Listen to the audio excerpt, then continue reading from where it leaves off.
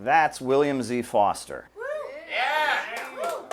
Now, people may not have noticed, but when Chris Smalls began his heroic union efforts at Amazon, the Financial Times was forced to admit that the team of people that was trying to organize Amazon workers in Staten Island, New York, that they were reading a manual about how to organize steel workers, and that manual was written by William Z. Foster.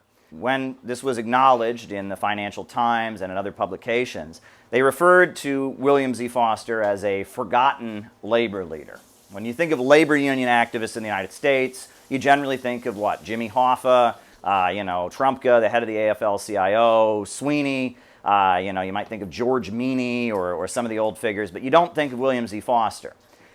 And the reason that William Z. Foster is not generally mentioned is because you can't talk about William Z. Foster without talking about communism. You can talk about various labor leaders and their role, but William Z. Foster was not just the leader of the Great Steel Strike of 1919. He was not just the organizer of the Chicago packing houses. He was not just the ideological and basically the organizer and director of the Great Sit-Down Strike wave of the 1930s. He was basically Mr. Communism. From the 1920s to the 1930s to the 1940s and up into the 1950s until his death in 1961, he was Mr. Communism.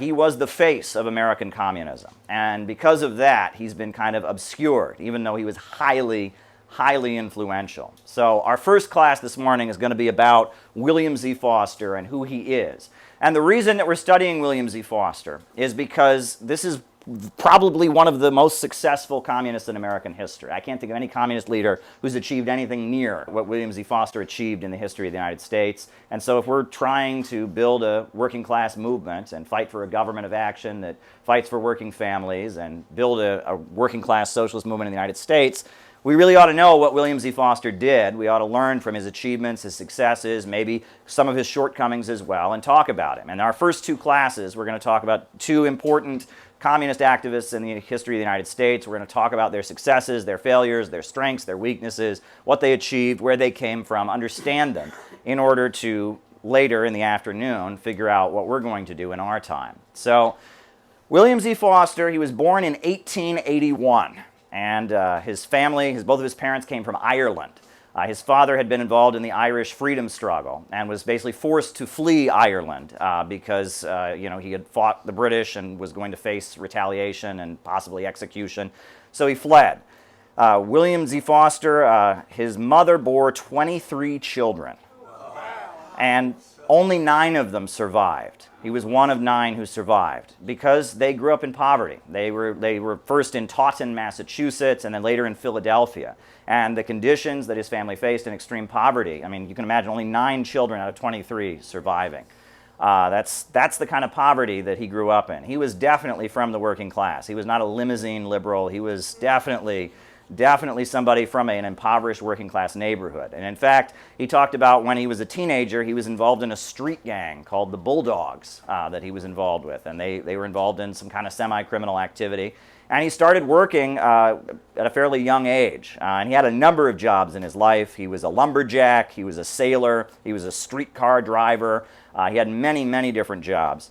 And the day that changed William Z. Foster's life was when he was living in Washington State. One day he was walking to work, and there was a soapbox agitator from the Socialist Labor Party. There was a man standing on a soapbox speaking to the masses about socialism.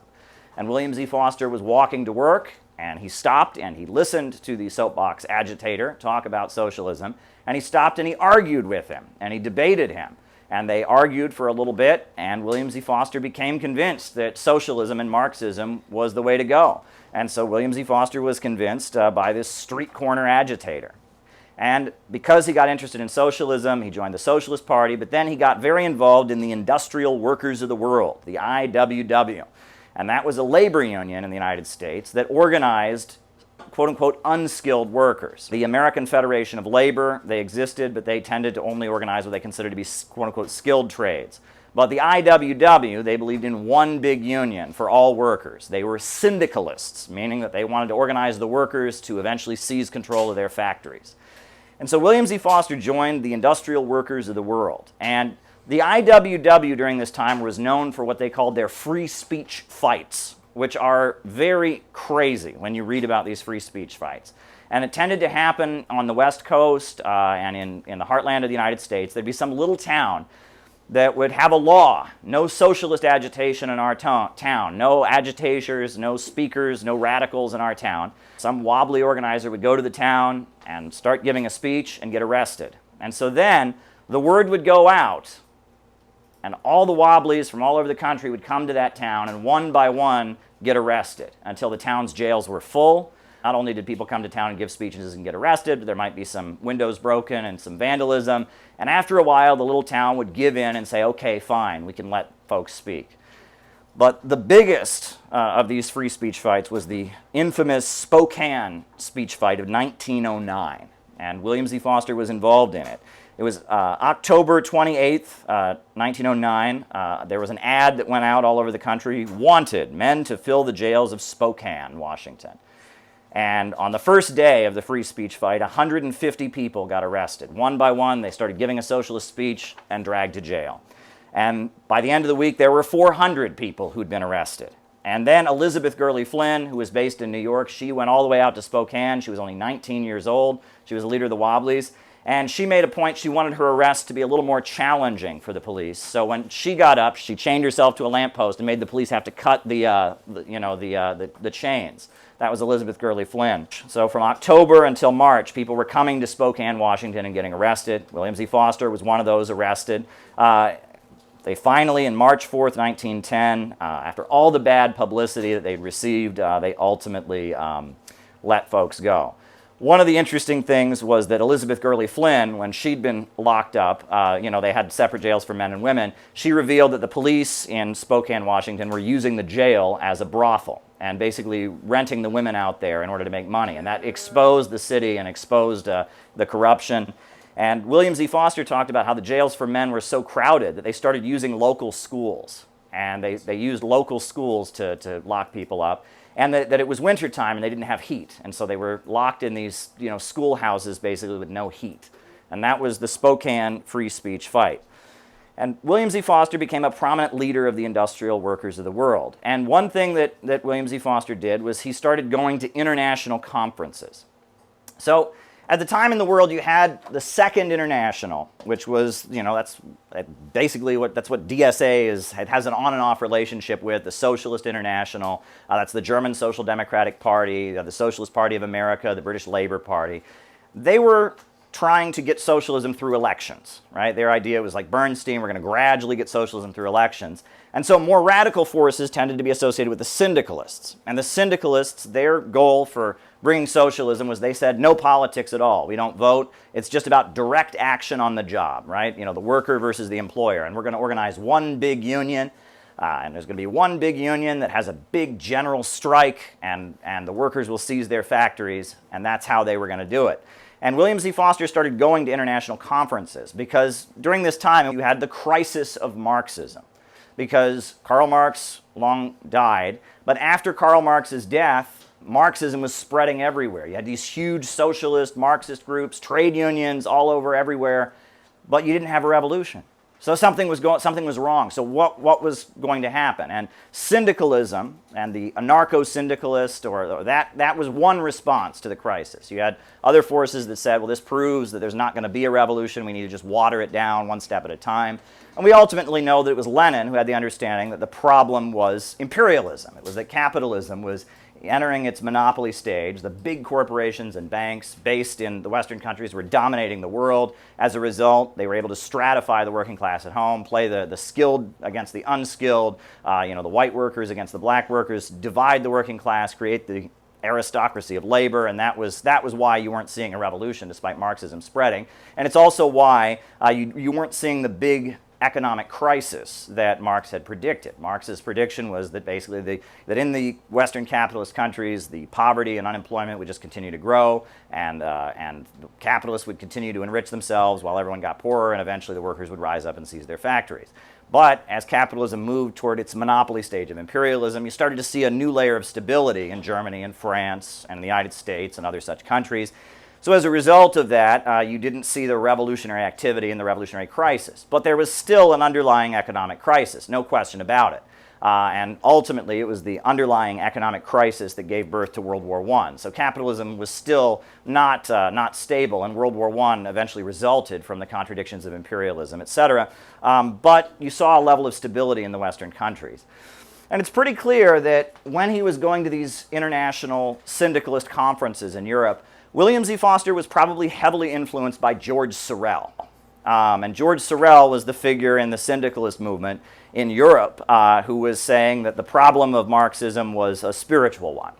He was looking at the French Socialist Party, looking at the German Social Democratic Party, the British Labour Party, and saying that the problem was these folks are not making a revolution because they are trying to build a mass organization. They're trying to organize millions of people. You know, in a lot of towns, they'd have a socialist marching band, they'd have a socialist choir, they'd have a socialist Boy Scouts and Girl Scouts, and they were building these mass organizations.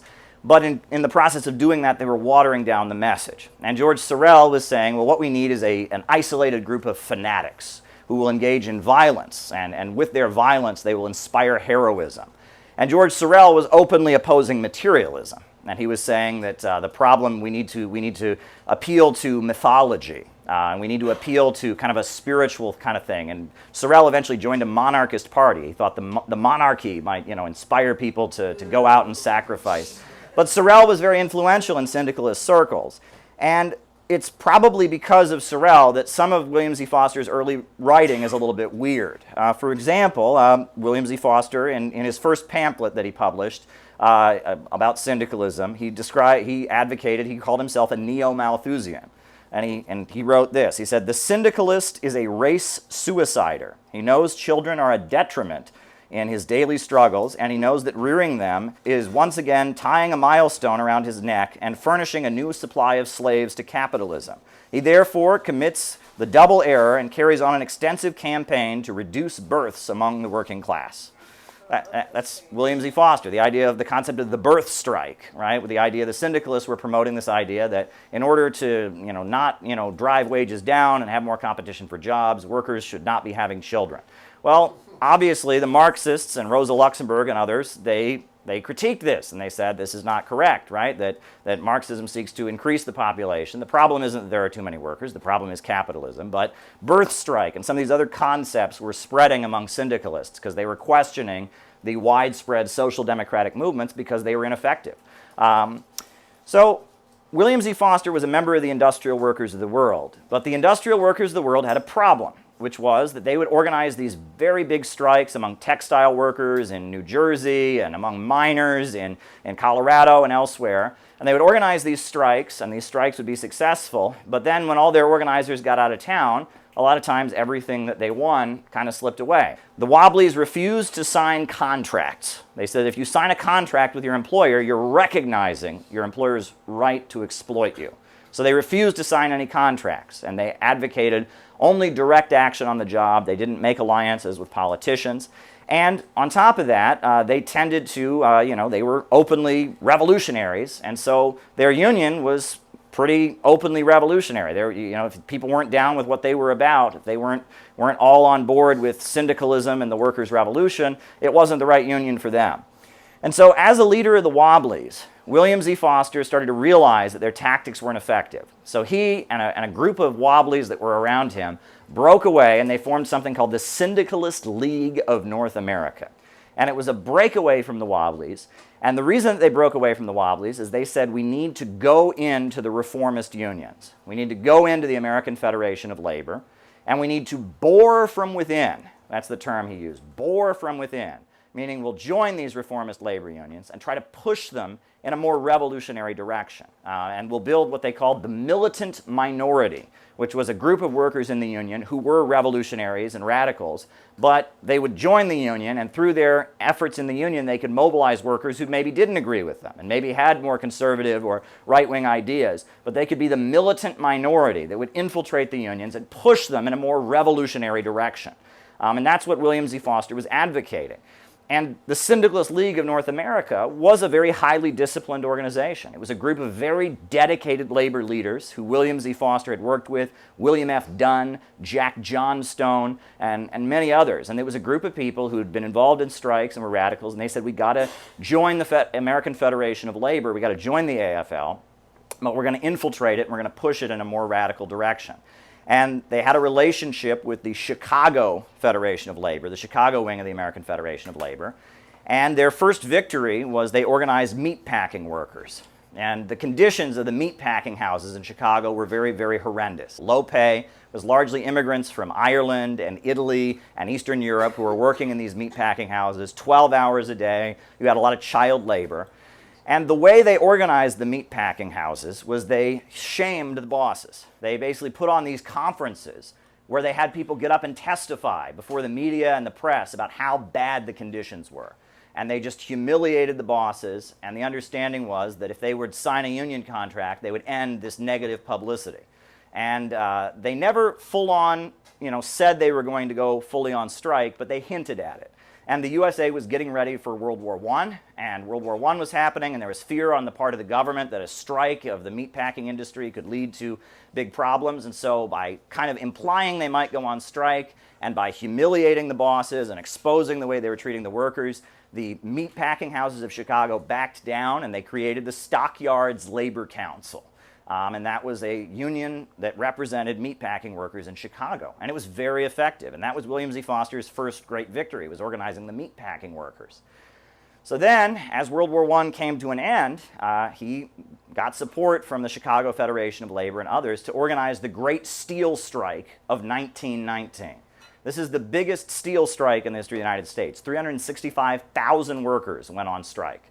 And it was a national emergency. The military was called out in many places. Gary, Indiana, the military, and there were fights between the striking workers, and many parts of the country you had just chaos in the streets as workers were organizing and demanding their rights, demanding representation in the steel mills.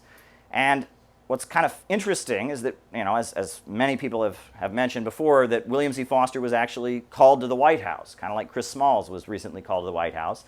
And Woodrow Wilson tried to get him to call off the strike and spoke to him in like a roughneck accent, assuming that he was an ignorant worker and couldn't possibly understand things. And on top of that, William Z. Foster was called before a congressional committee that was investigating labor unions and the role of communists and radicals in labor unions. And so he was called before this congressional committee, and they held up his pamphlet about syndicalism that I read to you from. And they read some of the more radical lines from it about overthrowing capitalism, etc. And William Z. Foster laughed it off, and he said, oh, I was radical back in my youth, but, we all are young once. They kind of laughed it off. Well, anyone who knows anything about William Z. Foster knows he was completely lying through his teeth. He was still very, very radical, but that was what they had to do. And so, in front of Congress, he said, oh, yeah, I was radical once, and it was very clear. The other thing was that the Stockyards Labor Council and the American Federation of Labor had supported World War I. We know William Z. Foster was very opposed to World War I.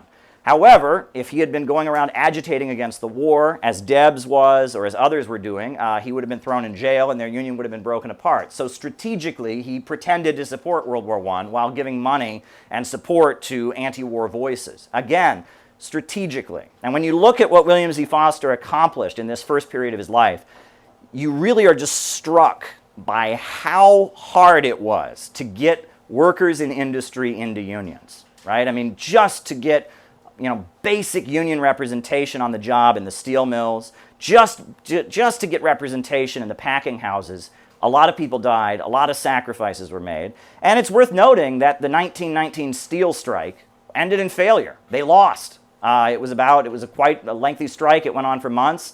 And ultimately, people started going back to work. It wasn't successful. The 1919 steel strike failed. And the main reason it failed was because of racism, because the AFL unions that were trying to organize the steel workers were whites only. And so in areas where the white workers would go on strike, they would use the black workers as scab labor. And William Z. Foster reflected on that in his pamphlet. And he said, this shows that racism hurts the labor movement. It hurts labor unions. And during this strike, he almost functioned like a military commander. He had an apartment in Chicago that became kind of like a military headquarters. It's where the strike was directed from. And he was on the phone and giving messages to people all around the country. It was almost like a military operation. People described him as almost like a commander or something. And it was this military operation. And it was largely unsuccessful. And after the steel strike of 1919 failed, he went back to work as a railroad worker. He had a connection in the railroad union, and he went back and he became a railroad worker. And he basically had lost out. A lot of people were quite disappointed in William Z. Foster. They felt like, he had done this great steel strike, and it hadn't been successful. So he went back to work as a railroad worker. And he had been very frustrated during the strike because the Communist Party, which had just been formed, the two Communist parties, the Communist Labor Party and the Communist Party, didn't support him because he was in an AFL union. And because the strike had been organized by what they considered to be a reformist union, they hadn't supported the strike. And in Gary, Indiana, the Communist Party had done something particularly wacky. And they had put up posters all over Gary, Indiana, saying that, don't go on strike. What you need to do is organize a workers' militia and establish the dictatorship of the proletariat. And you can imagine a lot of striking workers that are risking their lives and jobs and families looked at this poster and said, what in the world is this? And just, and it showed that the Communist Party was in its ultra-left phase, where it was dominated by anarchist and ultra-leftist elements who liked the Bolsheviks because they'd had a violent revolution, but were not actually understanding Bolshevik methods. So after William Z. Foster went back to work as a railroad worker, after the strike of 1919 failed, he got an invitation from Moscow, from the Soviet Union, to go to a conference of labor organizers that was being organized by the Bolsheviks.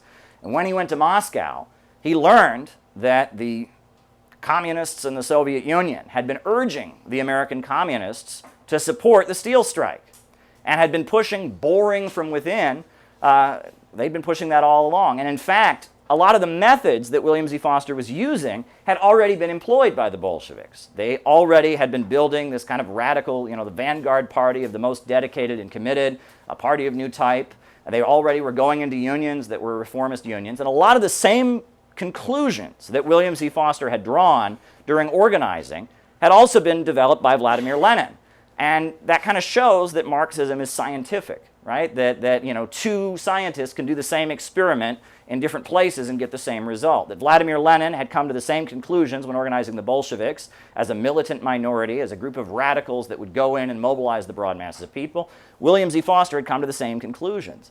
So based on conversations with Lenin, sitting in Lenin's home, having extensive conversations with Lenin, William Z. Foster came back to the United States, and he was part of the founding merger that eventually established what is now called the Communist Party of the United States. And it was a merger of the Communist Labor Party, which was English-speaking workers. It was the Communist Party of America, which was the Foreign Language Federations.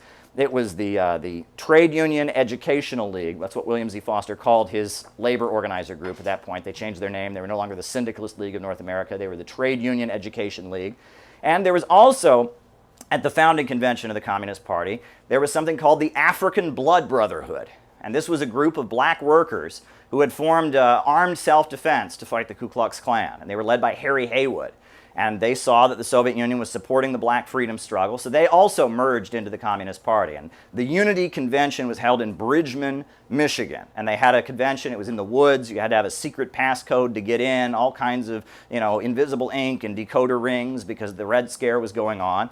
And they had their convention in the middle of the woods in Michigan, and the FBI, or it wasn't the FBI yet, it was the government men or the Bureau of Investigation, raided it and arrested everyone there. And they were all charged with conspiring to overthrow the government, and some of them were convicted, and William Z. Foster was actually acquitted because there was a librarian on the jury who felt that his freedom of speech allowed him to be a communist. So he was actually acquitted in his trial in Michigan, but some others were convicted, including Charles Ruthenberg. So that's the first talk of the class about who William Z. Foster was in the lead up to joining the Communist Party and merging into it, about his efforts in the steel industry as well as his efforts in the meatpacking houses, his struggles with the Wobblies. So I thought this would be a good place to stop and have some discussion. The thing is interesting about the IWW, and Lenin was critical of this, was their so-called dual carding approach, right? So there's no law that you have to be in only one union. You can be in multiple unions, right? So the IWW, you'd be a member of the IWW and a member of some other union. And the goal was to draw people towards the IWW as like the one big kind of true union. which is why I think it actually didn't necessarily achieve its goals, and why they had to split off of it, I think. Yeah, that's separate from the Bolshevik strategy of the Third International of going into unions and agitating, but not trying to draw people into a separate union. Yeah, right. And now if you join a union in the United States, every union makes you sign something against dual unionism. Really? Yeah. Didn't know that one. Yeah, still today, but go ahead. Yeah, I find this and this is a pattern I find when researching Foster, some of these early communists, there's this kind of pragmatism about them. They're very political. They're looking at the big picture. They're not a lot of modern leftists today don't look at the big picture. They get stuck in the minutia of tiny splits and details. But with Foster, it's this pragmatism. Okay, I'm going to line from this House committee because that's what's going to keep me out of jail and keep me on the streets organizing. So it's something that I think we need to really pick up as 21st century communists and socialists. Yeah. Who else? Oh, go ahead. I've been reading through the 1936 CPUSA organizing manual, and it stuck out to me as kind of like a cell structure. Did Foster get that from the Soviet Union in his visit, where he talks about whenever there's 3 communists in a factory that they should... Is that the boring from within that you talked about? Oh. Well, the cell structure, that was how the Comintern organized, and that was the Communist International, and that's what's kind of different than, about the official communist parties that makes them separate from other leftist groups, is that most communist groups have branches. You have a branch in this city, a branch in that city. The way the Communist Party, even up to today, is set up is they have cell structure. Now they call it clubs because that sounds a little more friendly, right? But the idea is that every member is a member of a club, and a club can have no more than 5 members, and then it has to divide into another club. And then there's an organizer of each club that goes and meets with regional people, and then there's a district organizer they meet with, and this is the way that every person is kind of directed. And that's the club structure or the cell structure. And that's because if you look at the communist parties, the way they're set up, it's almost like a military kind of organization, right? In the military, every officer has certain people he's over, and it's much more like that. A branch is kind of a loose association. I'm in the Chicago branch, I'm in the Philadelphia branch, we all get together and hang out and listen to some speeches. But the idea is that every member is being fully utilized. So there's they're in a group of 5 with one person who's responsible for all of them. And that's why even today, like in France and places like that, the French Communist Party, if they have a rally, they can get thousands and thousands of people to come out because every person, there's somebody kind of on top of them making them do, etc. Right? And that's one of the effective things of the cell nature of communist parties around the world. And it separates them from some of the more looser and free associating left-wing organizations. But now, as far as what you're talking about boring from within was a strategy of going into reformist unions, right? The idea was we're not going to form a separate union. We're going to go into the unions and another point that you raised, which is interesting, is that, and a lot of people don't realize this, and we don't do this now, is that your club in the Communist Party was not based on the neighborhood you lived in. Usually it was based on where you worked. There would be a club in a factory. So you'd work in this factory, and there'd be 5 other communists that worked in the factory with you. And so you would be it was about your workplace. That was really about where you did most of your organizing, was in your workplace. Now later with the unemployed councils, et cetera, it became more about your neighborhood, et cetera. But the focus, if you read that manual, the organizing manual from the 1930s, it was about your workplace, your factory, your mine, your mill. You were organizing your coworkers. And one thing that I often think is that, when I'm writing something about socialism, I often think, how could I explain this to my coworkers? And that's the best way to think of it. Or when you're in college, think of how could I explain this to my classmates? Or how could I explain this to the people in my neighborhood? Right? Is this thinking for a mass audience? Right? It's extremely important. Out of the movement to the masses. Out of the movement to the masses. Out of the movement to the masses. All right, go ahead. So I think I'm phrasing this correctly, but correct me if I'm wrong. You had said that William Z. Foster made a strategic decision to support the U.S.'s presence in World War I. In what similarities and differences do you see that decision compared to today with principled communists either supporting Russia in its military intervention or at least having sympathy, if not outright supporting? Well, I think it's a matter of strategy. It was division of labor. You know, Eugene Debs, he was the face of American socialism, and he went around publicly opposing World War I and eventually went to prison for it. And he was, sent to prison after giving an anti-war speech in Canton, Ohio. And there were thousands of socialists who spoke against the war and went to prison for it. And people don't realize this, but I mean, it was completely illegal. There was actually, during World War I, there were a couple cases that are shocking in terms of free speech. For example, there was a movie, a patriotic movie that was made called The Spirit of 1776. It was a silent film. And it was called The Spirit of 1776, and it was supposed to rile up everyone to support the war. But it was about the American Revolution. It portrayed the British as the enemy, right? So they put the guy who made it in prison because he was hurting the war effort by portraying the British as the enemy. There was another case where some police officer or FBI guy or something, federal officer, his car broke down.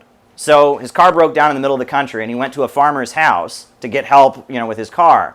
And the farmer was talking to the government guy as he was, fixing his car, and made comments about, I don't really think we belong in this war. And it was in the privacy of his own home, and they put him in jail. That's how extreme they cracked down. And they had these groups of people whose job it was to go around enforcing the draft. They had most people, if you were young and male, you got drafted.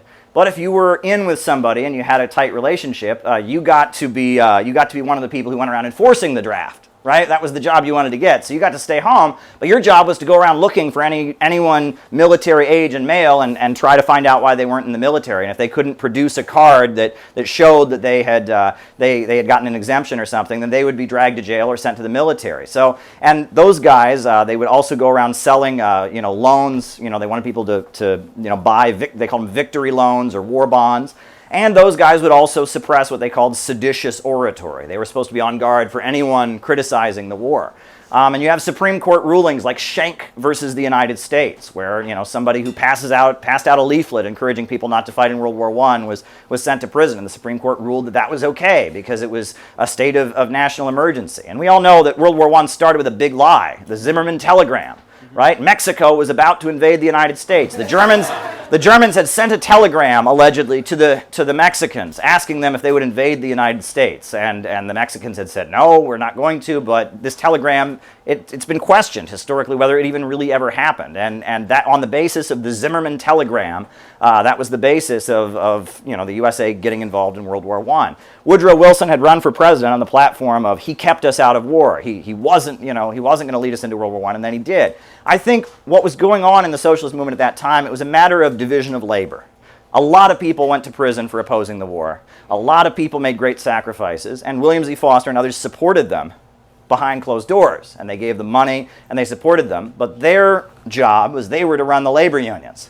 And so their feeling was that if we are going to continue running the labor unions and build workers' organizations, we have to publicly make statements one way while behind closed doors we're helping somebody else. And it showed that they were much more serious than people are now. Right? They were much more serious. They said, okay, these people are going to go to jail for opposing the war, and these folks, they're going to say they support the war so they can build the unions that can actually build the movement. And there's a level of military discipline and seriousness about that is really kind of almost foreign to us. People don't act that way anymore. It's so much virtue signaling and all of that, but it was like, okay, we're going to have him say he supports the war so he can keep the unions. We're going to have this guy go to jail, and we're going to raise money for him, and this guy will go to jail. And it was a strategy. It was a strategy of actually getting things done. And I think that there's plenty we can learn from that, absolutely. And yes, the correct position was to oppose World War I. But for strategic reasons, Foster didn't publicly do that. And what's interesting is a lot of kind of ultra-left, Trotskyites and anarchists will point to William Z. Foster's statements supporting World War I as like, oh, we got you. If you read The First 10 Years of American Communism by James Cannon, they just reprint his congressional testimony where they ask him if he supports World War I, and he says yes. Well, and it's supposed to be like a got ya. Well, the thing is that they wouldn't have asked him that if there wasn't extreme suspicion that he didn't. right? It was assumed you would support World War I. But if someone's before Congress, they're the leader of a radical labor union, they say, now, did you support World War I? It means everyone thinks you didn't. And if they then hold up your syndicalist pamphlet and say, this says here you want to overthrow the government, and you know, it was pretty clear that Foster was known to be a radical, no question about it. After the Russian Revolution and after the Great Steel Strike and after the Communist parties formed, William Z. Foster, because he had been the leader of the Steel Strike, he was like a celebrity because he led the Steel Strike, he became the most public face of American communism. And he organized the wing of the Communist Party that did labor work. It was called the Trade Union Educational League. It was his Trade Union Educational League. And at the time, their strategy was to go into the existing labor unions, make them more radical. And so he was the enemy. He was like public enemy number one as far as the labor union bosses were concerned. At one point, he went to the American Federation of Labor's convention because he was the leader of the Communist Party's labor work, and he sat in the balcony. And the president of the AFL at the time was giving his speech about the labor unions, and he pointed to him in the balcony and said, there's one man here we want nothing to do with, William Z. Foster. He's a communist, he's a traitor, and we, the American Federation of Labor, we're patriotic. We want nothing to do with this guy. But it got a little more serious than that. For example, in 1923, William Z. Foster was organizing a meeting of the Trade Union Educational League, and they had to do this in secret, because if you were proven to be a member of the Trade Union Educational League, they'd kick you out of your union. So they had a secret meeting of workers of the Trade Union Educational League, and at that meeting, someone showed up and shot at him 3 times. Probably someone hired by these right-wing labor union bosses who were threatened by what he was doing. So he was shot at 3 times. Now, they didn't hit him, thank goodness, but they took 3 shots at him. That's how serious, this was life and death kind of stuff. When the Communist Party was formed in the 1920s, it was very confused about what it stood for. You know, they first had this period of ultra-leftism where they were preaching violence and they weren't clear about doing mass organizing. But then in the 1920s, they were trying to figure out how they could have influence among the broad masses of Americans. And there was a huge amount of factionalism in the Communist Party. And factionalism is a little bit different than like political line struggle, right? Factionalism is more about you scratch my back, I scratch yours. And political line struggle is, well, I disagree with you, and this, but it was much more about I'm friends with so-and-so, and so-and-so is friends with so-and-so. And a lot of them were trying to get Moscow to say, you're the right one. And that was going on. And so they were both kind of, whatever Moscow would say, they would kind of outdo each other in trying to say it louder so that in the hopes that Moscow would appoint them the leaders. And William Z. Foster, he was the leader of one faction, and J. Lovestone was the leader of the other faction. And the two of them battled, and Stalin gave his speeches to the Communist Party where he attacked both factions. And the reason he attacked both factions is the J. Lovestone faction and the William Z. Foster faction were both calling themselves Stalinists. And Stalin said there's no such thing as a Stalinist. There's no such thing as a Stalinist, right? There's only Marxist-Leninists. Stop calling yourselves Stalinists and, stop it and just get along, basically, was his idea. These two factions were battling each other, and it wasn't clear what they disagreed about. They were both basically doing the same tactical work, but they were constantly accusing the other one of not being loyal, etc.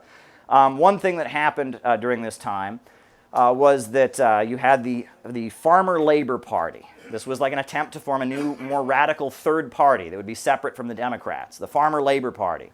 And so the Communist Party went to the conventions and tried to kind of take over and infiltrate the Farmer Labor Party. There was a Hungarian guy named John Pepper who was sent from Moscow to kind of advise the American Communist Party. And John Pepper, he argued that basically because the American people had very right-wing ideas and were backward, they shouldn't advocate communism. He said they should advocate the Third American Revolution. He said there was the revolution against the British, then there was the Civil War, and he said they were going to advocate the Third American Revolution. And he described the Third American Revolution they were going to advocate. And he said they would have elements of Bolshevism, Danish cooperatives, Ku Klux Klanism, and socialism. So that was what he advocated. And he had come up with this formulation. We're going to form this kind of populist movement that will somehow defeat and that was kind of voted down. But that was his idea. Is we're going to form this Third American Revolution, and that obviously wasn't quite a hit. And that the Communist Party was quite reluctant to work around the black liberation struggle. The black liberation struggle was something that the Soviet Union said was so important. You have to fight for the rights of black people. But in many cases, because there was so much racism among the workers, the Communist Party was saying, can we not? We prefer not to, but the Comintern, the Communist International was adamant, no, if you are in the United States, racism and black oppression is one of the main contradictions of U.S. society. If you don't do something about it, you're kind of, you're missing the boat, right? Marcus Garvey was very popular at the time. And Marcus Garvey was a black nationalist leader, the Back to Africa movement, millions of followers. And the Communist Party's position was to support Marcus Garvey because he was fighting for the black liberation movement, because he was fighting for black people. And the Communist International took the position that black people actually represented an oppressed nation within U.S. borders. They were not simply victims of racial injustice, that black people were a colonized people that were being exploited. Just like they exploit nations around the developing world, the black people of America are being exploited as a nation. And that was the position that they took. And because of that, the Communist Party offered critical support to black nationalism. And they actually developed, a little ahead because this is from 1932, but this is a Communist Party election campaign poster. I'll move this over. An election campaign poster from 1932. You know, it says equal rights for black people everywhere and self-determination for the black belt. And the idea was that in the black belt, in these regions of the South that are majority African American, they would have the right to secede from the United States and form an independent black republic. They were not advocating it. They said it was up to the people in these regions to vote for their independence. But that's how much they took the position that black people were an oppressed nation, that independence of the black belt was one of the positions that they took. So that's how much the Communist Party, even though there was a lot of reluctance from the leaders, that's how much they were focused on the black freedom struggle, which at the time was very much not a popular position to take. The Socialist Party of America was not taking this position. The Socialist Party of America, on the issue of lynching, they put out many statements that were almost neutral. They would say things like, obviously, you know, capitalism is an awful system that produces the horrible barbaric crimes of lynching, and also the antisocial elements who are lynched. They would make statements like that, trying to take both sides, you know. But the Communist Party was always clear they were for equal rights for black people. And that was not a popular position to take, but they took it. It's then worth noting that in 1928 you have the 6th Congress of the Communist International. And that's after Trotsky had been defeated. That's after Bukharin had been defeated. And 1928, the 6th World Congress happens, and that's when the third period began. The feeling was that following World War I, you'd had a period of revolutionary upheavals around the world. And then, after that, you had the Roaring Twenties, a period of capitalist stabilization. But then, in 1929, the third period began, which was a capitalist economic crisis, and this was the period in which they would go out and fight for revolution.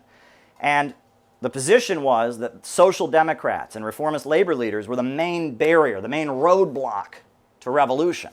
So in order to combat them, it was necessary to focus on calling out the reformist leaders. And that meant that because the labor unions in the United States banned communists from joining, the Communist Party would form its own trade union federation, the Trade Union Unity League. And William Z. Foster said, all right, even though boring from within had been the position that he'd fought for, we're going to go into these unions, he said, all right, we're going to focus on organizing the unorganized into the Trade Union Unity League. Well, J. Lovestone, who was the leader of the rival faction of the Communist Party, didn't agree with that. And he said his position was that basically the third period line, the 6th Congress, that applied to the rest of the world, but not to the United States. And he was accused of what? Stalin accused him of American exceptionalism. And he kicked him out of the Communist Party. American exceptionalism is now a phrase we use in the English language pretty widespread, right? Obama was attacked for not being an American exceptionalist. But the word American exceptionalism, the phrase American exceptionalism, actually comes from Stalin. It was the word he used to describe J. Lovestone. So J. Lovestone was kicked out of the Communist Party, and William Z. Foster became the leader of American communism in 1929 after the fight over American exceptionalism and the removal of J. Lovestone. So I guess we can talk about that. Folks want to pass the mic around. I had a comment and a couple questions, if that's all right. Sure. You were talking about the pragmatism of William Z. Foster, and that reminded me of Assange. There's a great quote from Assange where he said, "I'm not trying to be a martyr. I don't want to walk out in the street and nail myself up. I want to stay free as long as I can to do as much good work as I can." And that reminds me a lot of Foster, because it exposes the liberal system. It forces them to show their hand and go against their supposed principles. I'm sure we'll get more into that as we go on. I was curious, I've heard before, was the Communist Party the first American party to run a black man at the top of the ticket for office? Not at the top of the ticket, but on As vice president. as I vice believe. president. I think so, yes. I think it was. Yeah, that was amazing to me. And could you just say a little bit more about the black belt? Because I've seen that poster before. I like to show it to people just to blow their minds that this exists, but I'm always a little scared to show it because I don't know what self-determination for the black belt means. I know you said a couple sentences on it, but what exactly were they going Right, for? so there? it's the idea that, Marx said just workers of the world unite. There are no nations. But Lenin comes out with his understanding of imperialism, which is that, the Western capitalist nations are oppressing different nations around the world.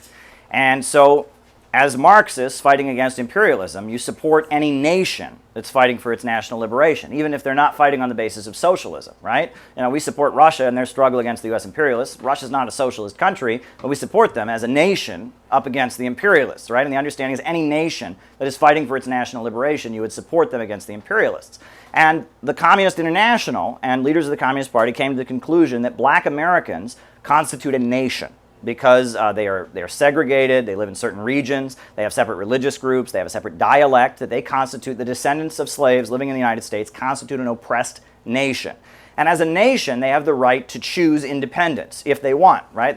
They're not demanding that they do that, but they have the right to self-determination. And you had figures like Marcus Garvey and later the Nation of Islam and others that were saying, yeah, as a nation, we want independence. So the Communist Party said, because this group of people are a nation and are oppressed, and because their population is concentrated in these particular regions of the South, it's actually called the Black Belt not because of black people, because of the soil, right? The reason that there's so many black people there is that's where all the farms were. And the plantations were because the soil there is particularly rich and very good for growing. And even today, it is still the highest concentration of African Americans. It's not what it once was. At this time, it's nowhere near what it was. But even today, there's still a huge concentration of African Americans in these areas. And because of that, the idea was that if these areas wanted to vote to break away from the United States, the communists would support that. And that was the position that they took. And that demand for an independent black belt was taken up by other revolutionary forces and other black liberation movements. For example, the Nation of Islam later advocated that. There was something in the 1960s called the Republic of New Africa, which was a revolutionary black organization that was demanding, they wanted to call the Black Belt the Republic of New Africa and have it be an independent territory for black people. And I believe a leader of the Republic of New Africa was elected mayor of Jackson, Mississippi, Chokwe Lumumba. He was part of the Republic of New Africa. But the position of the Communist Party was never that it was required, right? It was always that it would be up to the people there to choose. And that's an important distinction to make. And the reason that I think in this time it would not be appropriate for communists to go around advocating this kind of thing is because it sounds like segregation, especially from white people. If we're walking around being like, oh yeah, we want you to have your own country, it sounds like segregation, right? And that if there was a feeling among the black masses that they wanted this, it would be our duty as communists to support it. But right now there is not that feeling, right? There are some black nationalists who still advocated, I think the African People's Socialist Party and others, and we respect their right to do it, but for the most part, the majority of the black community is not feeling that they want an independent territory. So because of that, we would recognize the right of black people, if they chose to do that, to have that, but at the same time, we don't go around promoting it. And the choice of self-determination, the choice of independence or integration, separation or integration, is up to the oppressed group, right? If black people want to integrate into U.S. society, they should be allowed to do so. And if black people want to separate, they should also be allowed to do so. And that's the principled communist position. At this time, because of the Marcus Garvey movement in the United States, and because legal segregation was in effect, the black community overwhelmingly did want self-determination, that black nationalism was the prevailing view, that white people will never give us equality and so we want to separate. But later, during the period when Earl Browder was running the Communist Party, the position, they backed away from this, and we'll get into that throughout. This is a very big, important debate that took place throughout Foster's life, the black national question. So there you go.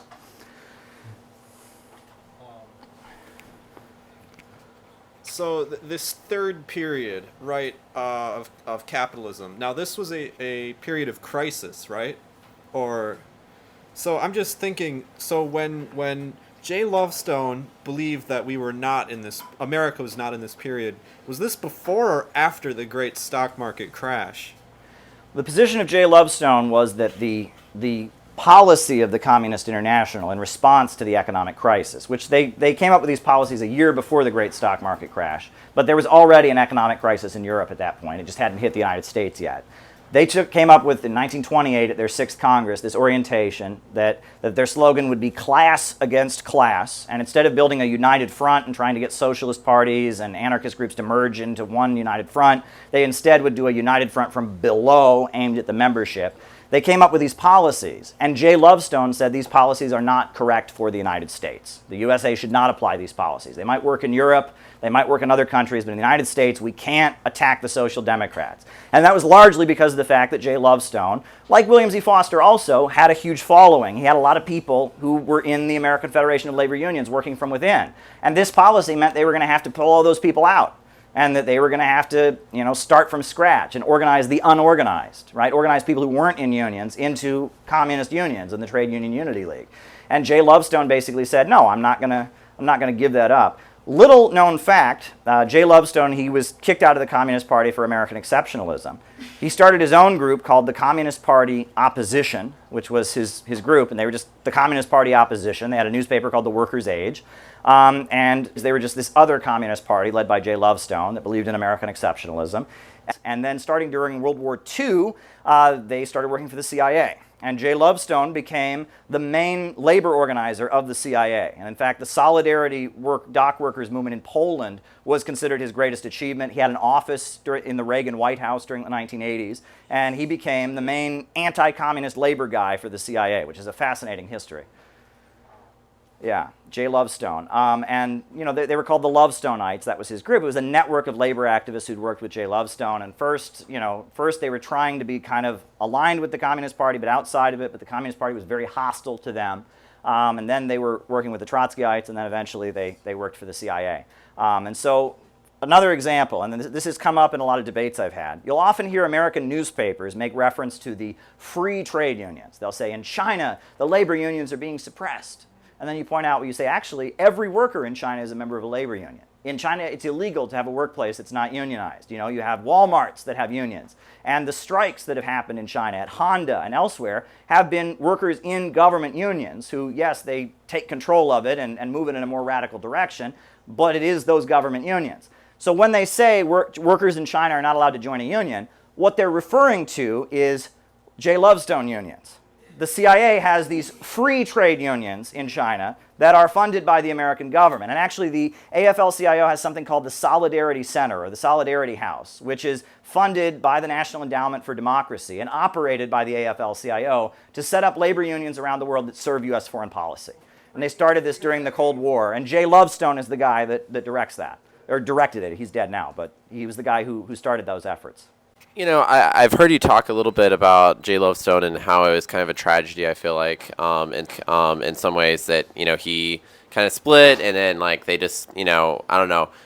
Can you give any insight into that and, how, I feel like, sometimes how, I guess, radical politics can split and split and split and split and split, and it feels like that there's no way to overcome that. Can you give us a little bit on that? Yeah, I think it's a tragedy, because if you look at, J. Lovestone, he was kicked out in 1928. He had the Communist Party Opposition, which was thousands of people. It was several thousand people, and they were just this other communist party. And it wasn't until the late 1930s that he became a full-on anti-communist. And for a while, he was just trying to have this other communist party that supported Stalin and supported the Soviet Union. And there was hope that they could rejoin. They were convinced the Communist Party would eventually let them rejoin, and they wouldn't. And that there is kind of an attitude, and this is a problem especially with the Moscow, official Soviet parties. You're with us or against us. We're the real deal. We're the real party. If you're not with us, well, screw you, right? And a lot of it was ultimately that, kind of the problems they had even before the split. They were all fighting for Moscow's approval, right? And this is why you get a lot of radical folks who will say things like, we want to bring back the Communist International. I don't agree with that. In a lot of ways, despite the fact the Communist Party did amazing things during the 1920s and 30s, the Communist International, in a lot of ways, was being directed by the Soviet Union. And there are things that communist parties in countries that are trying to organize workers and make a revolution, want to do that might not be in the interest of different countries. You know what I'm saying? And you know, if the Communist Party is constantly trying to get Moscow's approval, it may actually prevent them from doing work that needs to be done. So I don't advocate bringing back the Communist International. When the Communist International was dissolved during World War II, Mao said it was a great thing. He said because they hadn't been obeying them for years. You know, the Communist International tried to fire Mao Zedong many times. They would send him a letter saying, "You're no longer the leader of the Chinese Communist Party," and he would rip it up. He would rip it up and say, "Well, I'm in charge of the army, so screw you." You know, and Stalin realized this, that having the Communist International, it may have been necessary to give guidance, to teach Bolshevik policies and methods, but at the end of the day, the Communist parties around the world, in order to do the work that they needed to do, they needed to have an independent policy. And I don't think bringing back the Comintern is something people should do. It sounds radical, it sounds nostalgic, but at the end of the day, it's not helpful. Does that mean that the Fourth International was fake? Right. Well, after Trotsky was kicked out, eventually he started the Fourth International, right? And that there's about 7 different Fourth Internationals now that claim Trotsky's legacy. It's almost a rule that every Trotskyist group, they can't just start a group; they have to start their own international and be the Fourth International. So. Yeah, I think what you're describing here with the contradiction between communist parties and the policy of the Comintern, I think it's expressing the contradiction between like geopolitical strategy and the realities of socialist countries versus like the political realities of like socialist parties in other countries. And sometimes those cannot intertwine.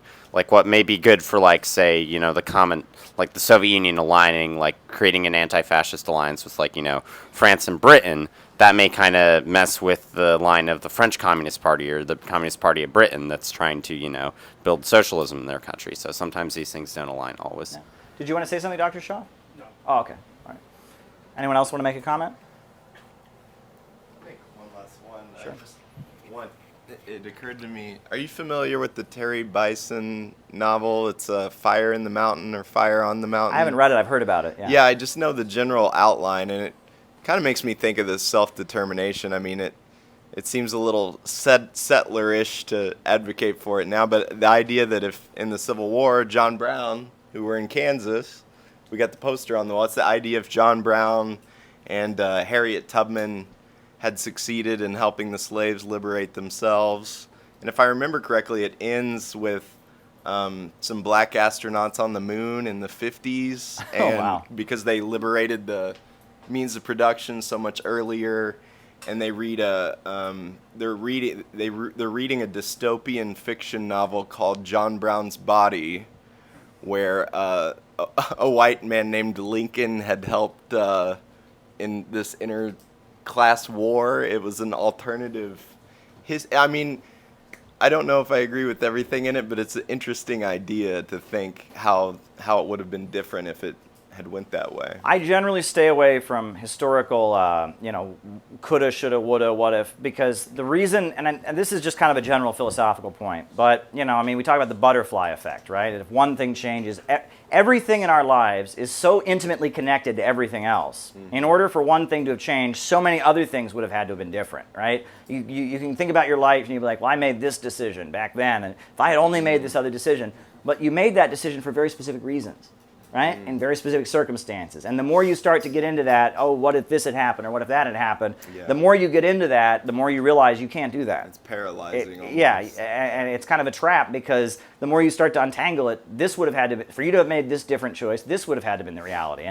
And also, since we talked about Trotskyism, Elizabeth gave a great class on Trotskyism, a lot of Trotsky's writing is based on that kind of thinking. Really? Yeah, if only Trotsky had been leading the Soviet Union, then there would have been a revolution in France, and then there would have been a revolution in Germany, and then there would have been that's Trotsky's writing is all like that. If I were in charge, everything would be fine. Well, we saw what was the reality when Trotsky was in charge. He didn't sign the Treaty of Brest-Litovsk. He completely screwed that up, We've seen what Trotsky being in charge was about, so I don't think it's safe to assume. And a lot of Trotskyists will say things like, well, if Trotsky had been in charge, Hitler would have never come to power in Germany. If Trotsky had been in charge, and it's all based on this kind of, you can't really prove that. That's just, Right. And there's nothing wrong with criticizing, right? There's nothing wrong with saying, well, if this, if we could have done this better or something like that. But you can't get too caught up in, because every action that one takes has like, thousands and thousands of repercussions. right? And that's one thing when we get into like conspiratorial logic, like Alex Jones, people like that, they think there's this group of grand controllers who's plotting it all, and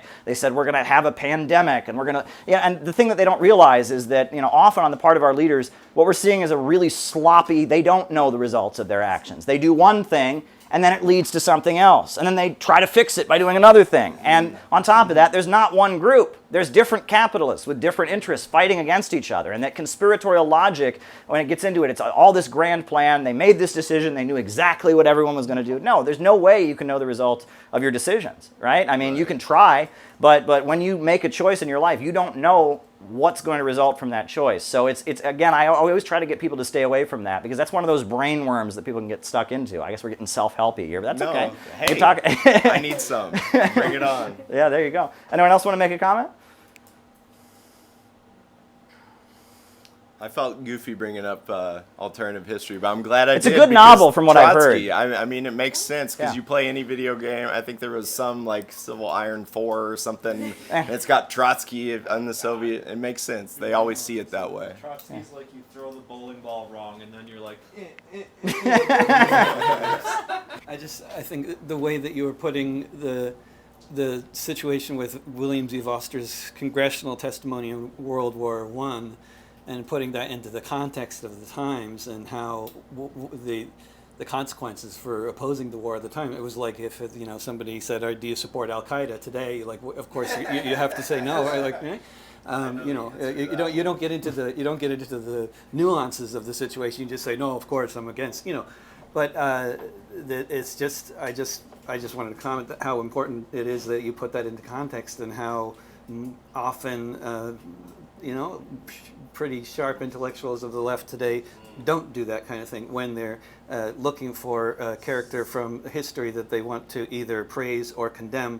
They find he supported World War I. X. This is the sort of cancel culture reaction to history, which is also very much a present cancel culture sort of oriented reaction towards. People around, any pundits, intellectuals, leaders of any kind in the world on the left today, this kind of quick tendency to just find a flaw and then jump on that and then say, that person doesn't have it all figured out, and so therefore. I just wonder if you have anything to say on that. Oh, I got my own mic. Oh, you got a mic, sorry. Yeah. But we want to pass it back. Yeah. But I think you're right, David. You're absolutely right. And what's interesting is that people act differently when they're serious. When they think they can actually win, they act very, very differently. When activism becomes a necessity, not a way of making yourself feel good, not a way of being like, well, I want to feel like I'm the most revolutionary, people tend to act very, very, very differently. For example, right? If someone's running for office, they want as much support as they possibly can in their district. And they'll go around and, if someone says, hey, I'm so-and-so and I'm going to vote for you, they say, great. They shake their hand and they say, you're great. But now we have this atmosphere in leftist circles where if someone comes along and supports you, but they're not pure, you're like, no, get away from me. That's, again, when people think that they're going to win, they act very differently than when they're just kind of performing to try and make themselves feel good. And you can see that. And, there's that expression, politics makes strange bedfellows, that we often hear. And that really applies if you look at the history of revolutionary movements around the world. So do we want to have any more comments, or should I continue? All right. So March 6th, 1931 was International Unemployment Day. The Great Depression had happened, and people were literally starving to death on the streets of America. And so the Communist Party started organizing the unemployed. And the slogan that they used was, "Don't starve, fight." Don't starve, fight. And they organized International Unemployment Day. And in Union Square in New York City, they gathered, and an eyewitness to the events, a young communist named Al Richmond, he recalled, William Z. Foster stood tall on the central platform, tall and erect, his figure etched the sun. And William Z. Foster had gathered this crowd of about 20,000 people in Union Square, unemployed people, hungry people. And he got up in front of the crowd and he said, Police Commissioner Whalen and the city officials have handed Broadway over to every monarchist and militarist exploiter of Europe, of Asia, to have a parade. But now, when the workers and the unemployed of New York demand to use the streets, Whalen's answer is that they cannot have them. Will you take this for an answer? And the crowd shouted back, no! He said, then I advise you to fall in line and proceed. And at that point, thousands of workers from Union Square poured onto Broadway. So they were singing the Internationale, and riot police officers charged them. And the New York Times called it the worst riot in generations. The headline in the New York Times, I believe, was Reds Riot in Union Square. And thousands of people charged into Union Square, and there was a bloodbath, essentially. And they marched from Union Square down to Foley Square, through into Lower Manhattan, where Wall Street is. William Z. Foster was sent to prison for inciting a riot because they had told him not to have a march, and he had defied a lawful order and gotten up and said, we're going to have a march anyway. He went to prison, and at his trial, and he went to trial, at his trial, when he was defending himself, he said, the unemployed are not going to starve upon the streets. They are going to fight. The problem of unemployment is in its final analysis can only be solved by the abolition of the capitalist system and the establishment of a workers' and farmers' government. The Communist Party and the Trade Union Unity League organized the unemployed not only for their immediate demands, but for this ultimate goal. So he basically is saying, look, I'm going to raise awareness about unemployment. I am going to call for socialist revolution. And, that's not a statement you want to make in your defense if you're on trial for inciting a riot, but he understood he was going to go to prison.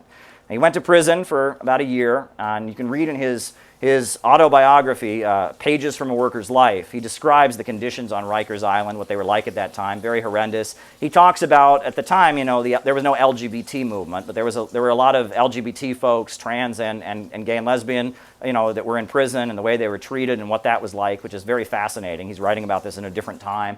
And it's very interesting. He got out of prison, and then in 1932, he ran, this election campaign, 1932 for president. And he published a book for his election campaign in 1932 called Towards Soviet America. And it's 5 chapters, and it's a great book if you can get your hands on it. It's an amazing historical document. I read it when I was 15. It was one of the most clear introductions to socialist and Marxist politics ever. Chapter 1 is the capitalist crisis and why the Great Depression is happening. Chapter 2 is the rise of socialism and how great the Soviet Union is and the 5-year economic plans and raising people out of poverty. Chapter 3 is capitalist attempts to liquidate the crisis, and he talks about the emerging police state and Bonapartism and different factions of the ruling class. Chapter 4 is the revolutionary way out of the crisis and the goal of the Communist Party to overthrow capitalism. And the last chapter is Chapter 5, the USSA, the United Soviet States of America. And he lays out the blueprint for what the United States will look like after the workers and farmers take power. It's a beautiful book. I really ought to get your hands on it if you can. It's a beautiful book, and it inspired Langston Hughes. Langston Hughes, the great African-American poet, he actually wrote a poem inspired by it. He wrote, put one more S in the USA. Let's make it Soviet. Put one more S in the USA. Oh, we can win it yet. When the land belongs to the farmers and the factories to working men, the USA, once we take control, will be the USSA then. That was Langston Hughes. For his 1932 presidential campaign, William Z. Foster went around to every corner of the country to give speeches advocating socialism. And in every city he went to, he was arrested. He would be immediately arrested when he got to the city. The police would be waiting for him at the train station, and he would get out of the train, and they would immediately arrest him, and then they would proceed with his campaign events after he got out of jail. The 1932, yes. Yes, that was the year Roosevelt, that was the election that Roosevelt first won. Every place he would go, he would get arrested. The LAPD tortured him for hours, and he was severely injured. He was held and just tortured for hours by the LAPD. But he went to every corner of the country, West Virginia, the South, the North, many parts of the country, the West Coast, the East Coast. And towards the end of his presidential campaign, he had a heart attack and a complete nervous breakdown because it was just so stressful. On top of the fact that he was getting arrested and facing legal charges, he had pending criminal charges in a number of states. On top of that, the fact that, everywhere he went, the leaders of the Communist Party would want him to solve every local dispute and factional disagreement locally, and it was too much, and he had a heart attack.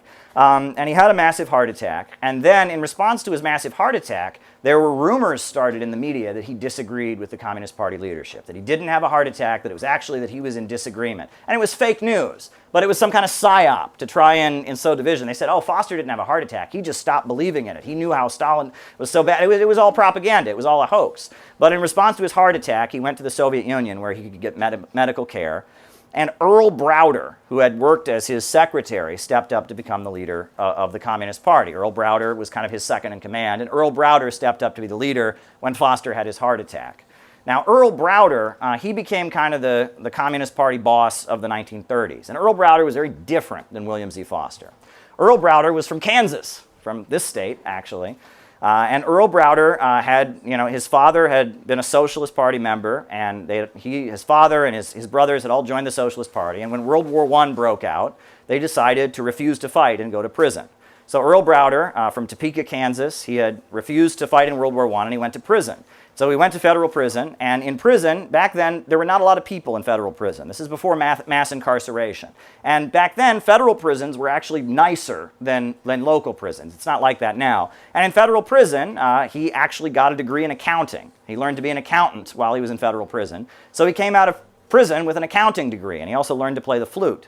It kind of shows you, prisons are not like that nowadays, but back then, this was coming out of the progressive era. There was a feeling we want to really rehabilitate people. You can get your college degree in prison. You can learn to play the flute. He came out of prison with a college degree and an accounting degree, and he played the flute, and he came out and he joined the Communist Party. He was very close to William Z. Foster, and Earl Browder stepped up to be the leader of the Communist Party in response to William Z. Foster's heart attack. And so William Z. Foster was in the Soviet Union getting recovery. Earl Browder set up shop in New York City.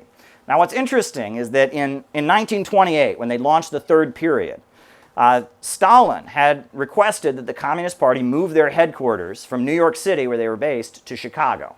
Because Stalin said Chicago was more of the heartland of the United States, and that New York City is a very cosmopolitan international city, but the goal should be to get to average people in the United States. So he'd moved the headquarters to Chicago, and that's where William Z. Foster had been based with his Chicago Stockyards Labor Council. Well, when Earl Browder took over the Communist Party, he moved the headquarters back to New York. And Earl Browder was the leader of the Communist Party. But a lot of things had changed, in the world. William Z. Foster had his heart attack. They had their 1932 presidential campaign, but Hitler had come to power in Germany. And in 1935, you had the 7th World Congress of the Communist International, where they redirected the policy to build a united front against fascism. The idea was, we've been fighting the Social Democrats and the reformist labor leaders in the past. Now we're going to align with them in a fight against fascism. We're going to align with them. And so the Communist International wanted Earl Browder to work on building the Farmer Labor Party. And the Farmer Labor Party, they argued, could be part of the Roosevelt coalition against fascism. Earl Browder said, no. In the United States, we can't have third parties. So he said, we're going to go into the Democratic Party. Earl Browder thought the Popular Front wasn't watered down enough, and he rejected that. And they went into he said the Popular Front didn't apply to the United States. He had what he called the Democratic Front by joining the Democratic Party. And they got rid of the black belt thesis, because the Democratic Party at that time was the party of Jim Crow. And it would hurt their influence in the Democratic Party to be organizing for the black belt and black nationalism. So the Communist Party backed away from its black belt thesis, which was something that many African American organizers in the Communist Party really particularly didn't like. Earl Browder ran for president in 1936, and he really played up the patriotism, right? His speeches would begin that if Washington and Jefferson and Lincoln were alive today, they would be members of the Communist Party, and that they are the true Americans, the inheritors of the American Revolution. And a lot of people think that that's Browderism. But actually, that was the line of the whole Communist Party. If you read William Z. Foster's writings from this period, that's how he was talking. And the socialist patriotism that was a big part of the Popular Front, that was very much the Communist Party's line. Browder had his problems, but that was the whole party's line, because the feeling was that fascism, and there was a real threat of a fascist military coup, And there was a feeling that in order to stave that off, they needed to show that the Communist Party were truly patriotic and that they weren't foreign agents, right? That was the slur always thrown at the Communist Party. You're agents of Moscow. So by playing up their patriotism and by having leaders like William Z. Foster, who was an Irish guy from Philadelphia, and Earl Browder, who he actually really played up the idea he was from Kansas. He called himself the man from Kansas. His election campaign song was the man from Kansas. Had Gus Hall, eventually he became a leader of the Communist Party during the late 30s, by playing up how American they are and having white guys from rural areas running the party. That was a way to play up to stave off the allegation that they were foreign agents, and it was also a way to kind of preempt the fascist push that that these communists are foreign agents. We need a strong government to crush the commies. It was the idea. Well, we're the true patriots. We're loyal to the country, and that Roosevelt and anti-fascism, we're the ones who are really loyal to the country. It's fascism that's German or Italian, or this is the foreign ideology. Americans believe in brotherhood. Different religious groups united, different races and ethnicities standing together. That's the American way, and it was very effective. And actually, during the Second World War, the Communist Party was very good at equating racism in the United States with the Nazis. And that was one of the main contributions that they made. There were a lot of Hollywood writers who were influenced by the Communist Party. And because they'd been given permission by the government to make anti-Nazi propaganda, they made a lot of short films that linked the Nazis to racism in the United States. And that was very, very effective. The Superman comics, I talk about socialist Superman. The Superman comics had Superman fight the Ku Klux Klan because they were sowing division and hurting the war effort, playing black against white to help the Nazis, right? You can watch, there was a song written by a communist, Robert Meerpool, or Abel Meerpool. He wrote a song called The House I Live In, which is like a patriotic song. And they made a short film with Frank Sinatra. And if you watch this film, it was made during the Second World War. It's like Frank Sinatra is walking around, and there's two kids that are bullying some other kid, and he walks up to them and he says, "What's going on here?" And the one kid says, "Well, we don't much care for this guy's religion." And he says to them, you guys must be some of those Nazis I've been reading about. And the kid says, "No, my father's in the Navy, how dare you," or something. And then he sings this song about why racism is un-American and foreign. That was kind of the Communist Party's message. And it was a strategic way of inserting kind of a revolutionary message into the mainstream, right? The whole country is being mobilized to fight the Nazis. And so they strategically used that to push anti-racism and revolutionary politics. Now, the sit-down strike wave of the 1930s, which was so eloquently explained by Max yesterday in the class, William Z. Foster, he was back in the United States. He was still suffering from his heart attack. He wasn't at full capacity as he once was, but he was very much influential in it. He was directing it. And you see during the Communist Party in this time, there were two factions, right? You had William Z. Foster and his crowd of militant labor unionists. Elizabeth Gurley Flynn, who'd been a wobbly, she joined the Communist Party during this time. She held off a little bit, held on to her anarchism, but ultimately joined the Communist Party in the late 30s. And you had this crew of labor organizers who were like William Z. Foster, and they were for workplace action on the job. But then you also had this middle class layer of Broadway actors and screenwriters and college professors and middle class folks who were joining the Communist Party as well. And it's almost like there's two factions. There's the Browder faction and the Foster faction. Now, officially, they had no factions, but it was very clear there was two types of people in the Communist Party. And that because Roosevelt was president, and Roosevelt was passing things like Social Security and unemployment insurance, and because Roosevelt was anti-fascist, it became more or less acceptable to join the Communist Party. Because by joining the Communist Party, you were supporting Roosevelt, you were opposing the Nazis. It was a sympathetic thing to do.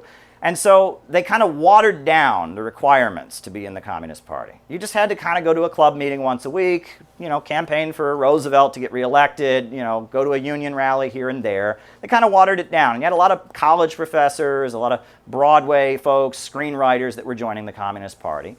And there was a clear feeling among the Foster folks that these folks weren't serious. That they were just these were artists and intellectuals. They weren't really serious about the revolution.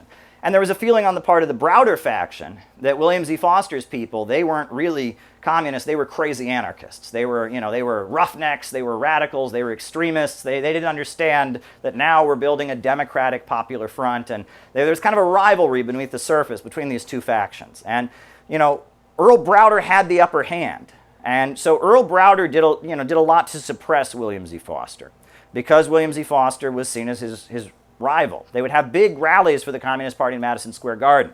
And Earl Browder would be the main speaker, but William Z. Foster was loved. He was the face of American communism. They'd have him come out and wave, and everyone would applaud for him. Okay, go away now. And Earl Browder would give the speech, right? They tried to kind of keep him in the background because they thought that he was too radical. But then World War II broke out. And I guess I'll quickly go over what happened before World War II. So, Elizabeth talked about in her class about the Pact of '39. The Soviet Union had gone to every Western country to try and form an anti-Nazi alliance, and they'd all said no. And so the Soviet Union, seeing that they were under threat from the Nazis, said, okay, we'll make a deal with the Nazis. You guys won't make a deal with us, we'll make a deal with the Nazis. So immediately, the media went into an overdrive demonizing the communists. They've been saying they're anti-fascist for so long, but now Stalin made a deal with Hitler. That proves they're liars, they're a bunch of hypocrites. They started calling them commun-Nazis, etc. And so Roosevelt, who had been kind of aligning with the Communist Party and using them to support him against the Republicans and against the right wing, was very angry, and they framed up Earl Browder and sent him to federal prison for a passport violation, a minor passport violation. They claimed that when he'd applied for his passport, he lied on his form or something like that, and that he'd gone to the Soviet Union on a false passport. But if you read the question, it's not clear if they're asking, have you been someplace on a passport, or have you been... It was a frame-up. And they put Earl Browder in federal prison. And then when Earl Browder got out of prison, in 1940, they forbid him from leaving the state of New York for his presidential campaign because he was on parole. And so from the state of New York, after he got out of prison, Earl Browder recorded a vinyl record, and then they gave it to all the branches. That was where his campaign speech is. It's called The Most Peculiar Election.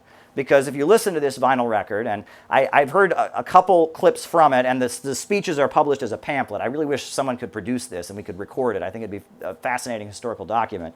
But he's calling Roosevelt a warmonger. And he's saying that Roosevelt is just like Hitler. He's a fascist, and he's leading us into a war. And he's raising independence for Puerto Rico and talking about Puerto Rican independence. And they're playing up the danger of war and pacifism. There is a beautiful speech that I found from the 1940 campaign where Earl Browder he says that the United States should stop aligning with the British, and they should build a Washington, Moscow, Beijing axis, as an axis that opposes both the British and the Nazis. I think that's really cool.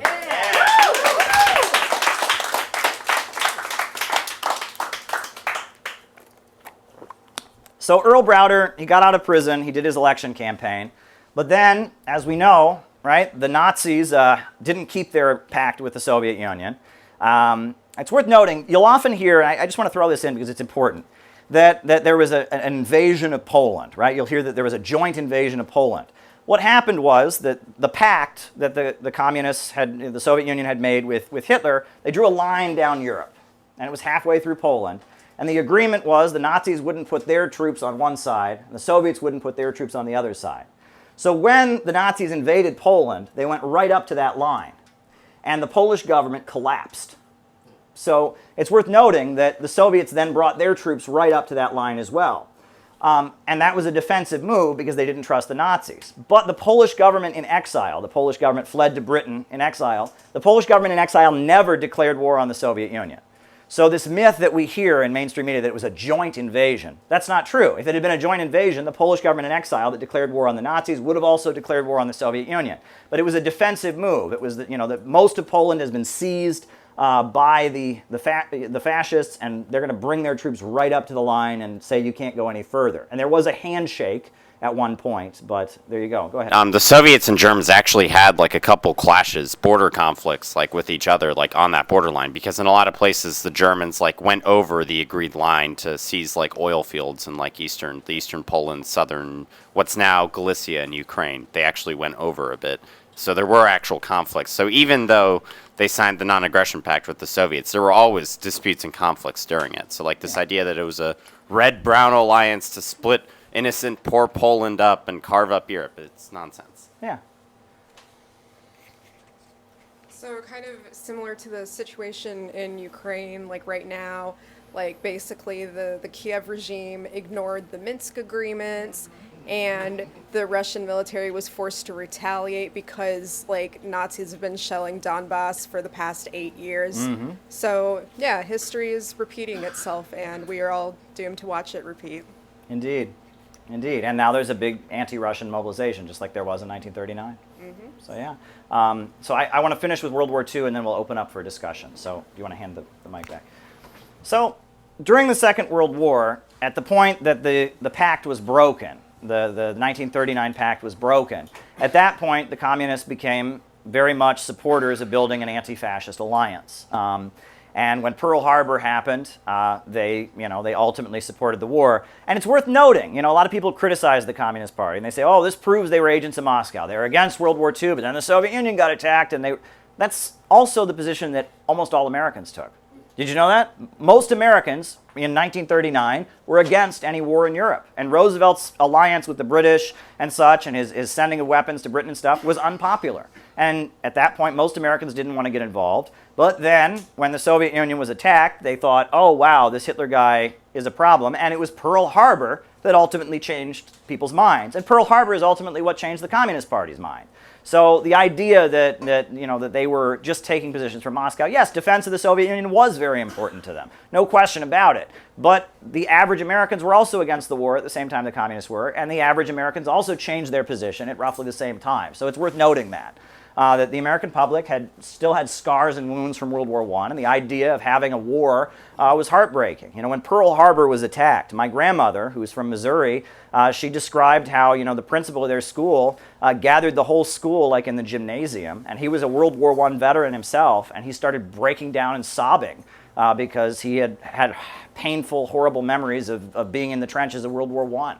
And that the idea of another huge world war was horrifying. The public didn't want to fight a new world war. War in the modern era, with poison gas and airplane bombers and machine guns was so horrific. The idea that having another world war was something that throughout the entire 1930s, the 20s, every politician was promising would never happen again. But when World War II ultimately started, when the United States was in World War I, the Communist Party, their position was to do everything for victory. However, Earl Browder, very much, he was the guy who was trying to get in with Moscow. So whatever Moscow said, he would try to do it 120 or 150% or maybe 200%. He went overboard with everything they said so that he could stay in charge against his rival William C. Foster. So during World War I, every member of the Communist Party that was an able-bodied male had to join the military. The Communist Party also complied with Japanese internment, which is pretty awful. They sent basically a letter to all their members that were Japanese and said, go to the internment camps and cooperate. That's pretty awful, and that was a horrendous error that was made, and it's something they shouldn't have done. In addition to that, in 1942, after the Communist International had been dissolved, Earl Browder said, well, the Communist International has been dissolved. Maybe we should dissolve the Communist Party of the United States. And William Z. Foster and his supporters did not want to dissolve the Communist Party of the United States. So, they dissolved the Communist Party of the United States at an emergency convention. They changed the name to the Communist Political Association. And William Z. Foster spoke up and said we shouldn't be dissolving the party. So to stick it to him, Earl Browder forced William Z. Foster to read the proclamation dissolving the party, just to be mean to him. So that shows you, what a kind of a nasty guy Earl Browder was. So they had an emergency convention, and they basically declared, in order to support the war effort, we're going to dissolve the Communist Party. And that was the position the Communist Party was in towards the end of World War II. However, around the world, there were a lot of people that were listening to what the Communist Party was saying during World War I, what the U.S. Communist Party was doing, and they didn't like it. One of them was Mao Zedong. And the Chinese Communist Party was particularly critical of the American Communist Party. One reason was that the Chinese Communist Party was always complaining about the fact that the USA was sending weapons to China to fight Japan, but all the weapons were going to Chiang Kai-shek and not to the communists. And so the Chinese Communist Party asked the American Communist Party to raise awareness about this. And so Earl Browder bought time on the radio and said it would be in the interests of the American people if we were to send weapons to the Red Army also, just as a courtesy, right, to make the point that arm the Red Army as well as Chiang Kai-shek's army. So then the U.S. State Department called Earl Browder to Washington, and he sat down with the U.S. State Department. And then Earl Browder went back and did another radio speech saying, oh, I made a horrendous mistake. This isn't true. I apologize. We are supporting the Red Army. This is just some confusion. And the Chinese communists were looking at this and said, we're not getting the weapons. This is ridiculous. And that was one incident that happened that showed that there were problems, and the fact that the Communist Party had been dissolved, etc. So then, in France, you had a communist named Jacques Duclos. And Jacques Duclos wrote a big article condemning Earl Browder for dissolving the Communist Party. And he pointed out that the Communist Political Association was very much not a revolutionary organization. The Communist Political Association, their ideology was Marxism, Jeffersonianism, rather than Marxism-Leninism. And during World War II, they had called for canceling the elections and just having the Republicans and the Democrats unify with a joint win-the-war ticket and not having elections because that would distract from the war effort. And then Earl Browder wrote his book Tehran, because you had the Tehran Accords, where Churchill and Stalin and Roosevelt met in Tehran, and they were promising that after World War II, there would be a global anti-fascist alliance between the Soviet Union and Britain and the United States. And Earl Browder read this, Tehran, and read the Tehran Accords and was so excited about it, he wrote a book called Tehran, Our Path in War and Peace, and declared that after World War II, there would be no strikes, because they wouldn't be necessary anymore, because the capitalists would realize that fascism was their enemy, so they would work with the workers against fascism or something, and that eventually the USA and the Soviet Union would merge into one country that would combine the best elements of both systems. There'd be elements of democracy, and the American system would be applied in the Soviet Union, and elements of socialism would be applied in the United States, and you'd have just one joint country between the USA and the Soviet Union. Well, most people in the Communist Party looked at this book, Tehran, that Earl Browder published, and they thought, this is ridiculous. This is the craziest insanity they'd ever seen. But Earl Browder had a lot of power, and if you challenged Earl Browder, if you opposed him, he would go after you. It took Jacques Duclos writing his article criticizing Earl Browder, and Stalin sending that article all over the world as a highlighted article that he wanted everyone to read, to awaken people in the American Communist Party to rise up against Earl Browder. And so as World War II was ending, they had an emergency convention to refound the Communist Party, and they dumped Earl Browder, and they drove him out of the party.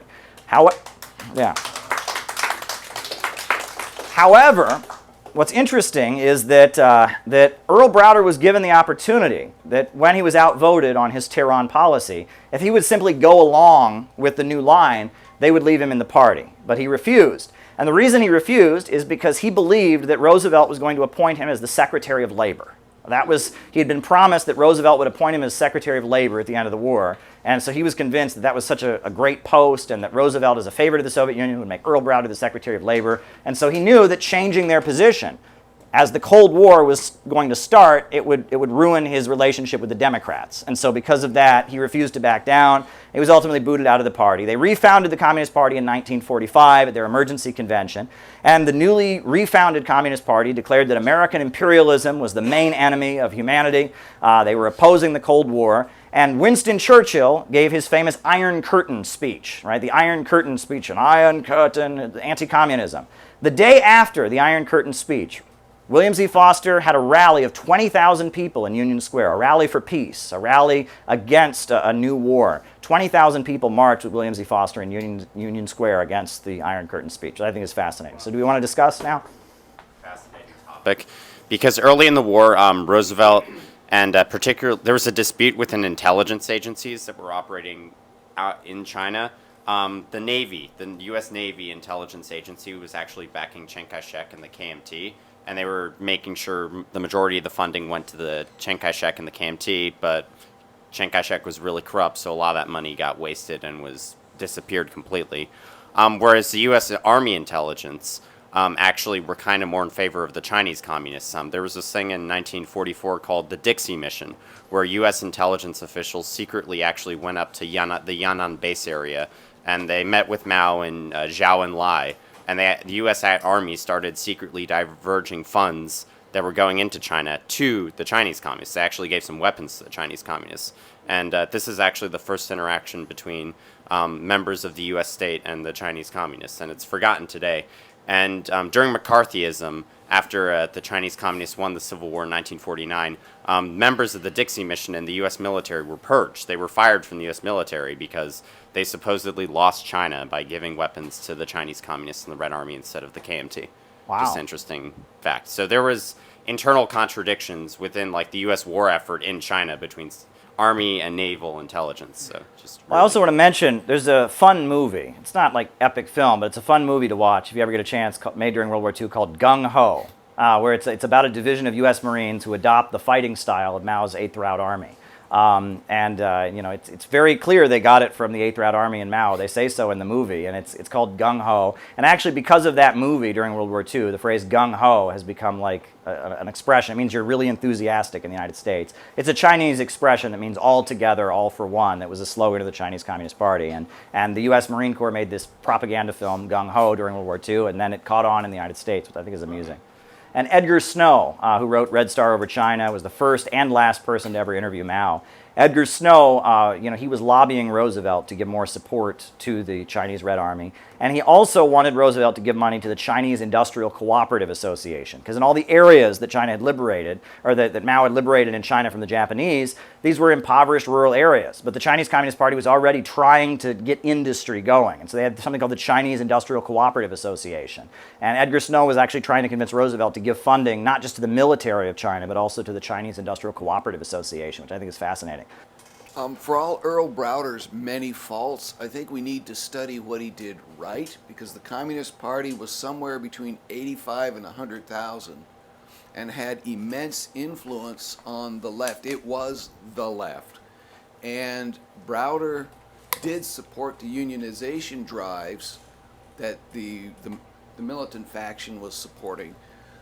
If you know your labor history, the Communist Party was the leading organizers at the time for everything, pretty much. So what we ought to take away from Browderism, what did he do right? What did the CP USA did right in the 1930s, as well as what they did wrong? I think you're absolutely correct. And, Earl Browder's books are worth reading. When I was in college and I started getting interested in communism, I read Towards Soviet America, but I also read his book, What is Communism? It's called What is Communism by Earl Browder. And the first essay, Who are the Americans? It makes the case that communism is the most patriotic thing, and that Earl Browder was a master rhetorician. He was a very good speaker and a very good writer, and he would speak to anybody. The Roman Catholic youth organizations invited Earl Browder to speak, and he gave them a great speech. And he never would turn down any opportunity. And we mentioned that Benjamin Davis had been on the city council. They controlled 2 city council seats in New York City. Both of the seats for Harlem during the time were by the Communist Party. It was Benjamin Davis, who was African American, and Peter Coscioni, who was an Italian. And also in Harlem was represented in the U.S. Congress by Vito Marcantonio, who was not a member of the Communist Party, but a very close friend of the Communist Party, a member of their fraternal organization, the International Workers' Order. And this was a member of the U.S. Congress who was reading the Daily Worker and communist newspapers articles on the floor of Congress. He's the one who proposed the anti-lynching bill that Joe Biden just recently passed, a little late, but he was the one who proposed it every time, and then the Democrats would vote it down. And he was elected. He had been a Republican, and then he switched to the American Labor Party, which was like an electoral ticket that was the Communist Party and the Socialist Party and some other groups. And he was in Congress throughout the late 30s and the Second World War, opposing war, defending the Soviet Union, etc. And the Communist Party had a huge amount of influence during these years. And it was because of a strategic alliance with Roosevelt. And I think it was correct. I mean, as we can be critical of Browder and how he carried it out, it was correct to align with Roosevelt. In 1936, if Roosevelt had not been reelected, the USA might not have been on the same side of World War II. The 1936 presidential election, I guess we're not supposed to do that, right? That's hypothetical, right? I'm a hypocrite now, but there we go. But the Roosevelt coalition, Wall Street wanted to remove Roosevelt for the most part. He had an alliance with the Rockefellers, but it was the labor movement, the CIO, that had his back, and the Communist Party, and the fact that Roosevelt was providing economic relief to people. He won the 1936 presidential election. And the sit-down strike wave of 1937 was very much a result of that election, because Roosevelt was reelected, and the employers and the factory owners from around the country were telling people that if Roosevelt wins the election, you're going to lose your job because he's taxing us too much. And so after Roosevelt was reelected, employers around the country started laying off their workers. And it was the workers who got laid off who then occupied their factories, demanding to keep their jobs. That was the beginning of the sit-down strike wave, first in Akron, Ohio, among rubber workers, and then in Michigan among the auto workers. And when Roosevelt embraced the sit-down strike wave and said it was legal for workers to occupy their factories and sent the military to Flint to defend the sit-down strikers, that was a big turning point. And that was like a signal to workers all around the country that you should go on strike, you should join a labor union. And they used to recruit, the CIO used to recruit people by walking around and saying, sign this union card, the president said you should. Well, it worked, right? The president said so. The president supports our right to occupy our factories, our right to unionize, and it was a very effective thing. Now, in the labor movement, they had control of the International Longshore Warehouse Union of San Francisco, and they had a lot of influence in the United Auto Workers, and there were some other unions, the United Electrical Workers, but they didn't have full control over labor unions. It's important to point that out. Most unions had a communist fraction. A fraction, they called it, a group of communists that worked in this industry and such, but they didn't have full control over the labor movement. And it's also worth noting that John L. Lewis, the leader of the miners' union, was a Republican. He was a Republican. And it's also very interesting when people talk about the Trotskyites possibly being fascists or whatever. What's interesting is the Communist Party and the labor movement, they were aligned with Roosevelt, right? Whereas John L. Lewis, the leader of the miners' union, and the Teamsters union, they were Republicans. The Teamsters are historically Republican. Well, what unions did the Trotskyites work in? The Republican unions, right? They worked in the Teamsters union out of Minneapolis, and they also worked in the miners' union, which was led by John L. Lewis. And so, and when World War II broke out, the communists were saying no strike, pledge everything for victory. The Trotskyites were saying, well, we want to have strikes and that, don't support a boss's war, etc. So the allegation that the Trotskyites were fascists was based on that alliance, that they were with the Teamsters and the United Mine Workers who had strikes during the war. The United Mine Workers did actually have wartime strikes that were put down, and the Communist Party helped put those strikes down because they said we got to defeat the fascists, and if we don't have the coal, if the coal doesn't go, we might not win the war. And that's the basis. And I will say that as much as I'm critical of Trotsky and Trotskyism, that probably the strongest argument in Trotsky's favor is some of the crazy pamphlets the Communist Party put out against Trotsky during that time. A lot of the anti-Trotsky literature they put out during those years is so over the top, and they're all Nazi spies. They're, it's a little bit, over the top. But essentially, the Trotskyites were trying to unionize the U.S. military during World War II, and for that they were sent to federal prison, for hurting the war effort, basically. So there you go. Just a brief thing is, hearing about this history and mistakes that were made along the way, whether it was Japanese internment camps or, the different factions having different perspectives. One thing I've liked about this group and that I want in a movement is, a kind of.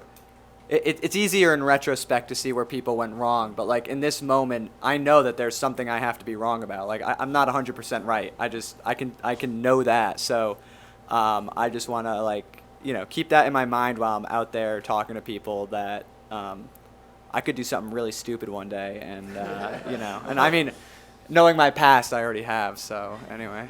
I guess one question, I have two things. One, where can we find the What is Communism pamphlet? Because that'd be really cool to mass produce. It's available on Amazon. Oh, okay. There's a chapter about the assassination of Huey Long. There's a chapter about Father Coughlin. There's a chapter on what the Soviet Union would look like, Yeah, and in terms of the whole Trotskyist thing, I think the accusation that Trotskyists are connected with fascism, I think this comes from two areas. One, what happened in China with the Chinese Trotskyists. The Chinese Trotskyists were very ultra-left, and they aligned with, they tried to sabotage the Chinese Communist Party, and Mao talks about this, and even Ho Chi Minh talks about this, how they were basically bandits and dressed up in 8 Route Army uniforms and just robbed people and act as Japanese saboteurs. And then particularly in France as well, the French Trotskyists. The French Communist Party, when the Germans invaded, supported the government, even though the government was actually suppressing the French Communists because of the Molotov-Ribbentrop Pact. Whereas the French Trotskyists were saying, take up arms against both the French bourgeois government and the Nazis. And there were a lot of French Trotskyists, such as, there's this guy Dorrois and Marcel Diet. There were people who claimed to be communists or Trotskyists in the 1920s and 30s, who later actually were very much like corporatists and collaborators within the Vichy regime. So it's very muddled, especially in World War II with Trotskyism in a lot of ways. I made a few notes here. I just thought it was helpful to me. I first learned it from Wolf, but he recommended just explaining the history of the 30s. And a big reason I'm here was because he helped me see that behind every struggle, every civil rights, every labor movement, the Communist Party was there behind it, kind of being like, we're here. Don't forget about us. Pushing things forward, So that led me to look more into it. And as I grow in this, it's interesting to find the golden mean, You don't want to go too far left adventurism. But Browder teaches us you want to watch out for opportunism sometimes as well. And it's interesting. It's exciting to see the... it's kind of like that Stalin quote with Foster, I think American communists will remember Foster fondly. Yes. And that Chris Smalls is reading his work in this time is amazing. So, yeah. Absolutely. After the Second World War, the USA goes into McCarthyism. And McCarthyism was very, very extreme. Anti-communist hysteria. The National Board of the Communist Party are put on trial, and they used the 1945 convention where they dumped Browder and put Foster back in charge. They used that. That was the conspiracy charge. They conspired. And the charge, it was the Smith Act of 1940, which is a law that makes it a crime to conspire to teach an ideology that might lead one to the conclusion that you should overthrow the U.S. government. Now, you want to talk about a charge, right? They never proved that the Communist Party had ever advocated the violent overthrow of the U.S. government because they didn't. In all of their writing, they always said, we advocate a peaceful transition to socialism. However, they had conspired at this convention to give people books by Lenin that might lead them to believe you need a violent revolution. So basically, they had conspired to teach something that might lead someone to think something. If you want to talk about an Orwellian, ridiculous charge, what is particularly shocking is that after January 6th, CNN published this horrendous article on their website listing various times there had been attempts to overthrow the U.S. government, and they listed the 1945 convention of the Communist Party that they were convicted for. Now, if that doesn't reveal how ridiculous CNN can be, that's shocking. But 1948, the vice president during World War II had been Henry Wallace. And Henry Wallace had been the Secretary of Agriculture before that, and he was anti-war, and he was progressive, and he was supporting the civil rights movement, civil rights for African Americans. He was supporting the struggle of labor unions, and he was wanting to maintain the anti-fascist alliance with the Soviet Union. He was opposing the Cold War. So Henry Wallace ran for president in 1948, and the Communist Party, they basically staffed his campaign. Henry Wallace was not a Communist Party member, but they said we got to do everything we can to support this campaign. So in 1948, you had a presidential election where Harry Truman was running for re-election, and Henry Wallace, the former vice president of Roosevelt, was running against him on a platform of opposing the Cold War, opposing McCarthyism, supporting civil rights. And it's fascinating, I think. So this is a time when the Communist Party, their name is mud. They're the most hated people in the country. They're being rounded up and put in prison. But even in this atmosphere of anti-communist hysteria, they managed to run Henry Wallace for president. Henry Wallace got over 1 million votes, and he impacted the election outcome because Henry Wallace was anti-racist. So in the North, where African Americans could vote, a lot of black pastors and a lot of black community organizers and black nationalists were voting for Henry Wallace. And Truman realized that in order to beat the Republicans, he needed votes in the urban centers of the North, in Chicago, in Indianapolis, and in Philadelphia. He needed people to vote for him. So Harry Truman took a dramatic move and integrated the U.S. Army, which was a very dramatic move, integrated the U.S. division. No longer black divisions and white divisions, integrated them. So in response to that, Strom Thurmond, the Southern Dixiecrat, formed the National States Rights Party and ran against Truman in the election on a platform of white supremacy, which was actually the words he used. I believe it was in their platform, white supremacy. So the Democrat vote in 1948 was split 3 ways in that election. Henry Wallace was the far left, the communist, aligned candidate. He was a progressive, but he was aligned with the communists. Truman was the regular Democrat running for re-election, and the National States Rights Party was running against them on a platform of maintaining Jim Crow. So the Democrat vote was split 3 ways. And there's a famous photo, Dewey defeats Truman. Have you ever seen that, where Truman is holding up this photo? There's a reason for that, because all the polling showed there's no way Truman could have won that election. If the Democrats' vote is split 3 ways, there's no way he could have won. But there's election fraud, and that's why he won the election, and that's why he's holding up Dewey defeats Truman, because in a lot of these urban centers, it was like 100% for Truman. A lot of these places, On top of that, a lot of the votes for Henry Wallace were not counted, and many southern states wouldn't allow Henry Wallace on the ballot because they believed because he was opposing segregation. So the Democrats got reelected, but it was because of communist intervention pushing Henry Wallace to run for president and supporting him that even during McCarthyism, they were able to split the Democratic vote 3 ways. 1951, they passed the McCarran Internal Security Act, which would round up communists and put them in concentration camps in a state of national emergency, right? Horrifying, utterly horrifying. And the Communist Party was basically forced underground. Nelson Peary was an African-American member of the Communist Party. They basically told him, you know, in order to keep functioning as a communist, you need to go underground. So he was in New York. They moved him to Ohio. And in Ohio, they told him to go to the Social Security office and say you don't have a Social Security card. And so he went in and he said, you know, I don't have a Social Security card. And they said, oh, you black people are never getting your documents in order. And because he was black, they gave him a new name and a new Social Security card. So he was a completely different person than he'd been. And he worked at a steel mill in Ohio. And then every Saturday, he would go and meet with his party contact at the library. He was like an underground member, like a sleeper or something, right? And then one day, his party contact didn't show up.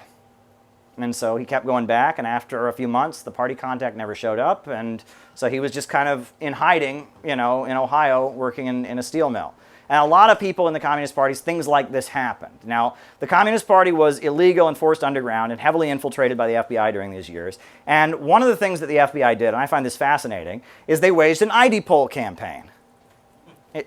The FBI, it is proven, COINTELPRO, the counterintelligence program of the FBI, they considered the Communist Party to be a wing of Soviet intelligence, so their anti-communist program was called COINTELPRO. They launched a campaign in the Communist Party to purge anyone accused of racism.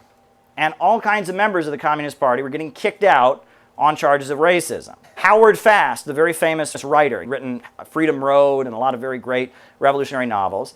He had written an article for the Daily Worker in which he talked about little black boys and little black girls and how he wants them to grow up in a society with freedom.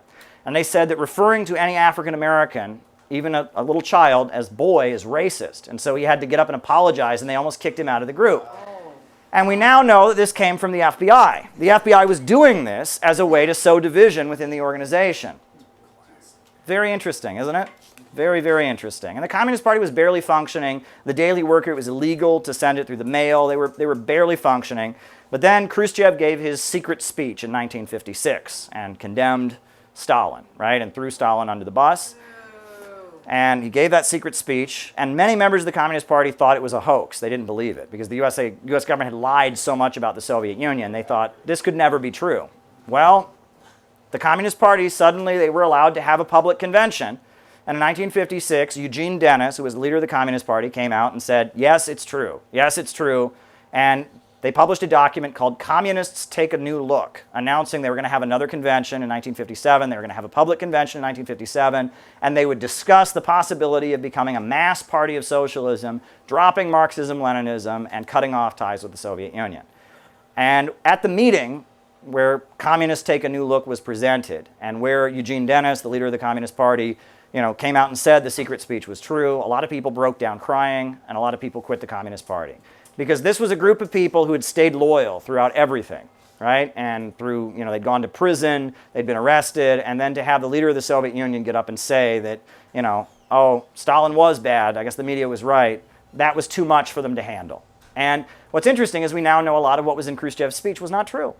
Right? I mean, he said that Stalin was so scared when Hitler invaded Germany that he started crying and hid under his desk because, we know Stalin was a bank robber, right? That didn't happen, right? What does Stalin mean? It's man of steel.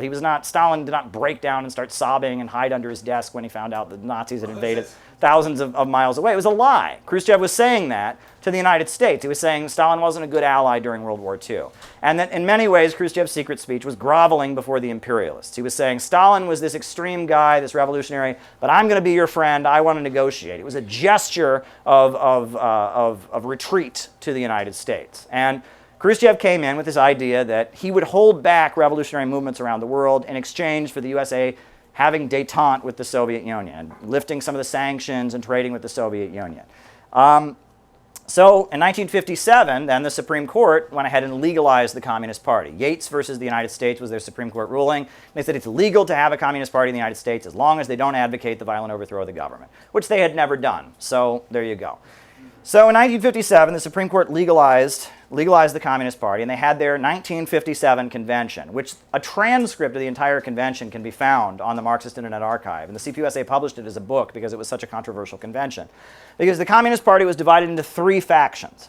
The first faction was led by a guy named John Gates. And John Gates loved the Khrushchev revelations, and he said, this is proof that we ought to dump the Soviet Union, we ought to merge with the Socialist Party and just become a mass party of socialism. And the next faction was led by Eugene Dennis and Gus Hall, and they said, yeah, the Khrushchev revelations revealed a lot of bad stuff, but we should remain a Marxist-Leninist party, we should remain aligned with the Soviet Union, but go along with Khrushchev. And William Z. Foster's faction, they were critical of Khrushchev, and they said that Khrushchev wasn't totally correct and that this was problematic. There was also another major disagreement, which was the civil rights movement, because Dr. Martin Luther King Jr. had been organizing the civil rights movement. But you also had Malcolm X and the Nation of Islam and black nationalists that were organizing in northern areas that had a very different approach. And so there was a debate in the Communist Party, do we hold on to the black belt thesis or do we support the civil rights movement? And William Z. Foster's faction said we should support black nationalism. We should hold on to the black belt thesis, the right of self-determination, and we should support people like Malcolm X and others who consider black people to be a nation. However, the other two factions said they should support the civil rights movement, that black nationalism was divisive, and that they should just simply oppose racism. So that was the debate. And Eugene Dennis and Gus Hall, their faction, teamed up with John Gates to outvote the William Z. Foster faction. William Z. Foster was forced to become chairman emeritus, meaning you're chairman but you're retired. You basically have no role. And they kicked out a lot of members of the Communist Party, including Harry Haywood, Nelson Peary, and others who were holding on to the black belt thesis and were criticizing Khrushchev. After the convention, the John Gates faction started publishing anti-Soviet CIA propaganda in the Daily Worker and accusing the Soviet Union of atrocities in Hungary, etc. So Gus Hall and his faction kicked out the John Gates faction. So in 1957, the Communist Party was down to maybe 2,000 or 3,000 people at the most, right? And you talk about in the late 1930s, they'd been about 80,000 people. They were down to about 2,000 or 3,000. And Gus Hall, who had been in federal prison, he was kind of the leader. And they talk about how Gus Hall, had been a militant steel worker organizer, had worked with William Z. Foster in Youngstown, Ohio to unionize the steel mills. He was one of the members of the National Board of the Communist Party who had gone to federal prison for violating the Smith Act, but he then tried to flee to Mexico, so the FBI apprehended him from Mexico, and so he got longer time than everybody else. And Gus Hall was the leader, and Gus Hall very much, he reminded people of the good old days. He was a very big, strong guy. He was from Finland, and he had been a labor organizer, and he had kind of a rural Minnesota, Wisconsin accent, and he reminded people of the good old days. And Gus Hall was there, and it was a lot of those folks who'd been in through the years, and Gus Hall was there to say, we haven't surrendered, we haven't given up. But he was also saying that, we're not going to hold on to some of these radical ideas that Foster held on to. So after he was retired and he was older and he had continued heart trouble from the 1932 election, William Z. Foster went to the Soviet Union to get medical care, and in the final years of his life he was living in the Soviet Union.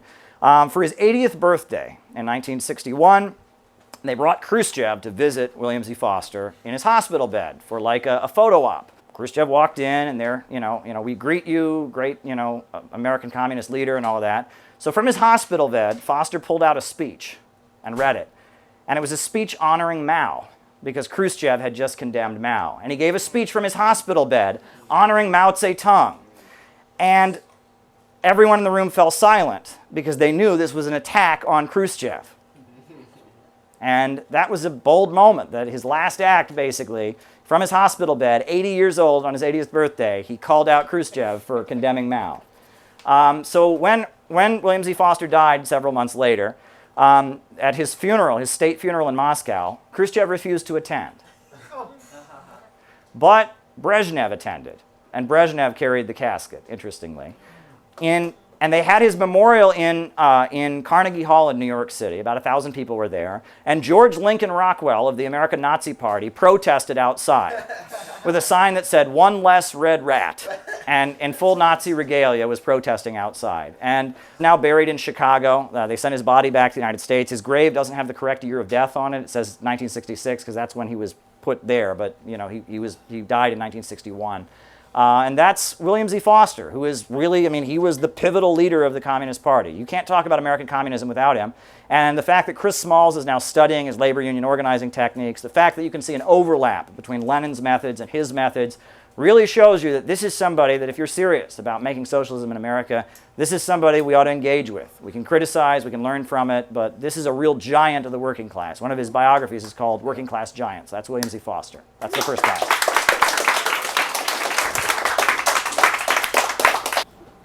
When in the 1956 speech to the 20th Party Congress, the so-called Khrushchev secret speech, depending on who you ask, either half or a third, approximately, of people left the Communist Party, and this is in most Western countries, and many of those people joined their local Trotskyist party. They went across the street.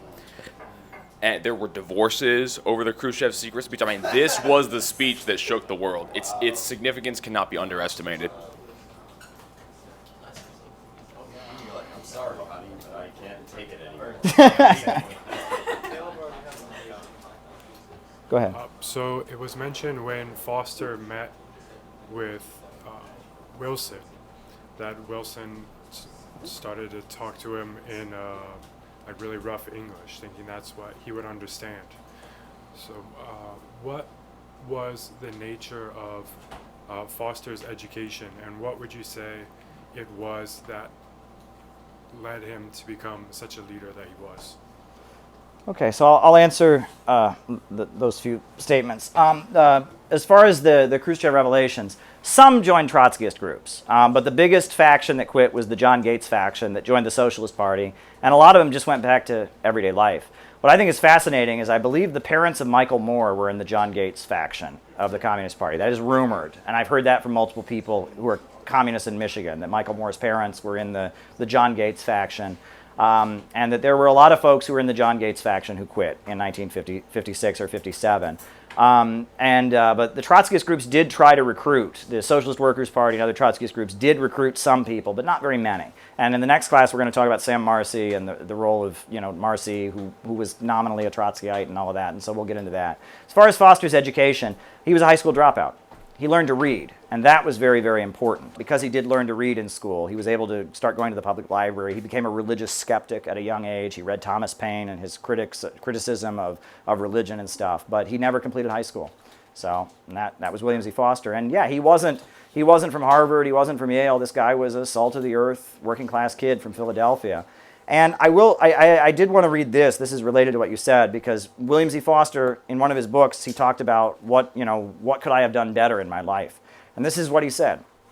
If I were starting out my life all over again, I would take the same course as I have done. But naturally, I would try to bypass the many political mistakes that I have made. One thing I would surely do, despite the press of practical work, would be to organize my time better, so as to enable me to indulge more than I have in the reading of science and history that I love so much. This is one thing that the youth in our labor and communist movement should most resolutely strive to accomplish, to combine theoretical work with practice, to find time for lots of reading, notwithstanding the urgent needs of the day-to-day struggle. And I also wanted to read this statement that he made. He said, I think party building is probably more difficult here than in any other leading country. In many lands, communists have been subjected to all sorts of persecution and hardship, and resolutely triumphed nevertheless. Our problem in this country is prevailing over the corrupting effects of lush capitalism. It is especially hard in this land of comparatively high living standards to make workers understand the flimsiness of American prosperity, the advantage of having communists lead them in daily struggles, and the eventual establishment of socialism. For American imperialism obviously exerts a corrupting influence over the minds of huge sections of the American working class. Marx long ago pointed out similar corrupting effects that British imperialism had on the minds of British skilled workers. But we American communists have never been dismayed by this insidious difficulty. We realize perfectly well that when capitalism in this country begins to feel the disintegrating forces that are now wrecking world capitalism, and it inevitably feels them as it must, then the working class, faced with rapid deteriorating working and living conditions, will swing swiftly and heavily to the left.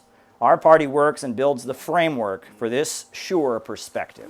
Bad options, like what was lesser evil? how did they think back then, and was that a concern or?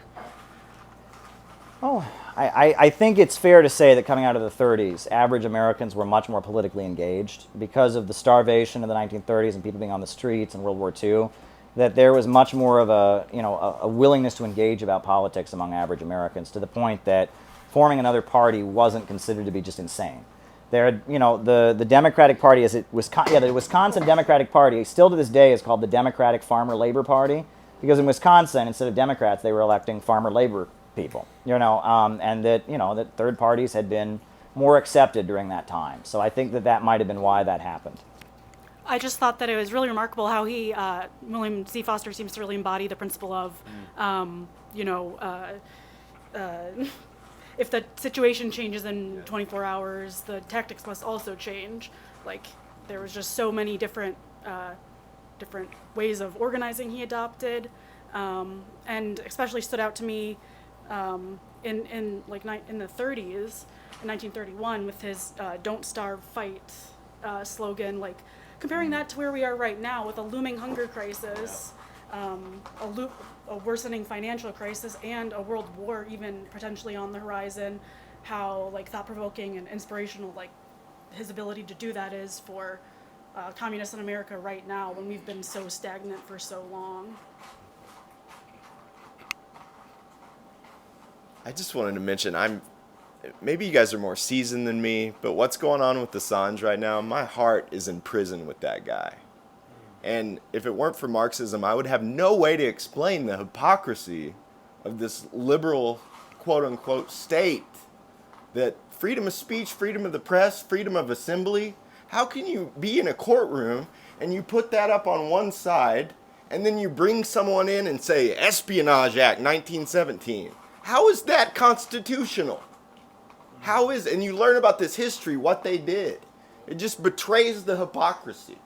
And if it weren't for Marx and my understanding that, the state is the means by one class to oppress another, why are they bringing this back now? Are their profits threatened by Julian Assange? Is that why they're throwing freedom of speech out the window? What's going on? Yeah. Well, we'll talk about that in the afternoon classes for Good. sure. But yeah, any other comments? Thank you so much, Caleb. Thank you all very much. Wow, this was a great educational experience. Thinking about the 1930s and the great role that William Z. Foster played is, it's really inspirational. But I think about how. In the World War II situation, and the Communist Party USA was saying we need to defend democracy against fascism, and this was at the heyday of the Communist Party, and it was super strong and had a tremendous amount of power and influence on the left, and was part of the Roosevelt coalition, and. But I was thinking about this yesterday. Hearing this term, defend democracy from the fascists. It really makes me think of the kinds of things that we're hearing nowadays. We're hearing today. But of course, the situation is extremely different. The Democratic Party now is far less labor friendly than it was in the 30s, of course. And but we hear this: our democracy is in danger. Our democracy is under threat, and. Communist Party USA, it seems like nowadays, of course, it also is a smaller and weaker organization than it once was. We hear all of this, the Republicans are a fascist threat. Republicans are fascists. They're so scary. We got to keep voting Democrat. We got to support the Democrats. And I wonder, comparing, if there could be some value gained in, comparing and contrasting these situations. Thank you. I was just thinking about that. Yeah, I think the best way you can compare this is that, back in, the 30s and the 40s, the Roosevelt coalition represented a kind of a popular front against the National Association of Manufacturers, Henry Ford, and fascist Prescott Bush and fascist like-minded people. Whereas today, and in this context, the Communist Party in the 30s and the 40s was justified in entering a popular front with Roosevelt and forming kind of an alliance with him in order to get gains in terms of the labor movement and in terms of U.S. society in general. Nowadays, though, it is completely unjustified for a communist to enter a popular front with the Democrats. The Democratic Party is an imperialist party. It is actively eroding our civil liberties, our rights, and our Constitution. And a popular front in America is going to it's going to be defending our Constitution and our civil liberties, but it's going to be outside the two major parties because they're attacking our civil liberties and our Constitution. You're with them, but they're not with you. A popular front is an agreement.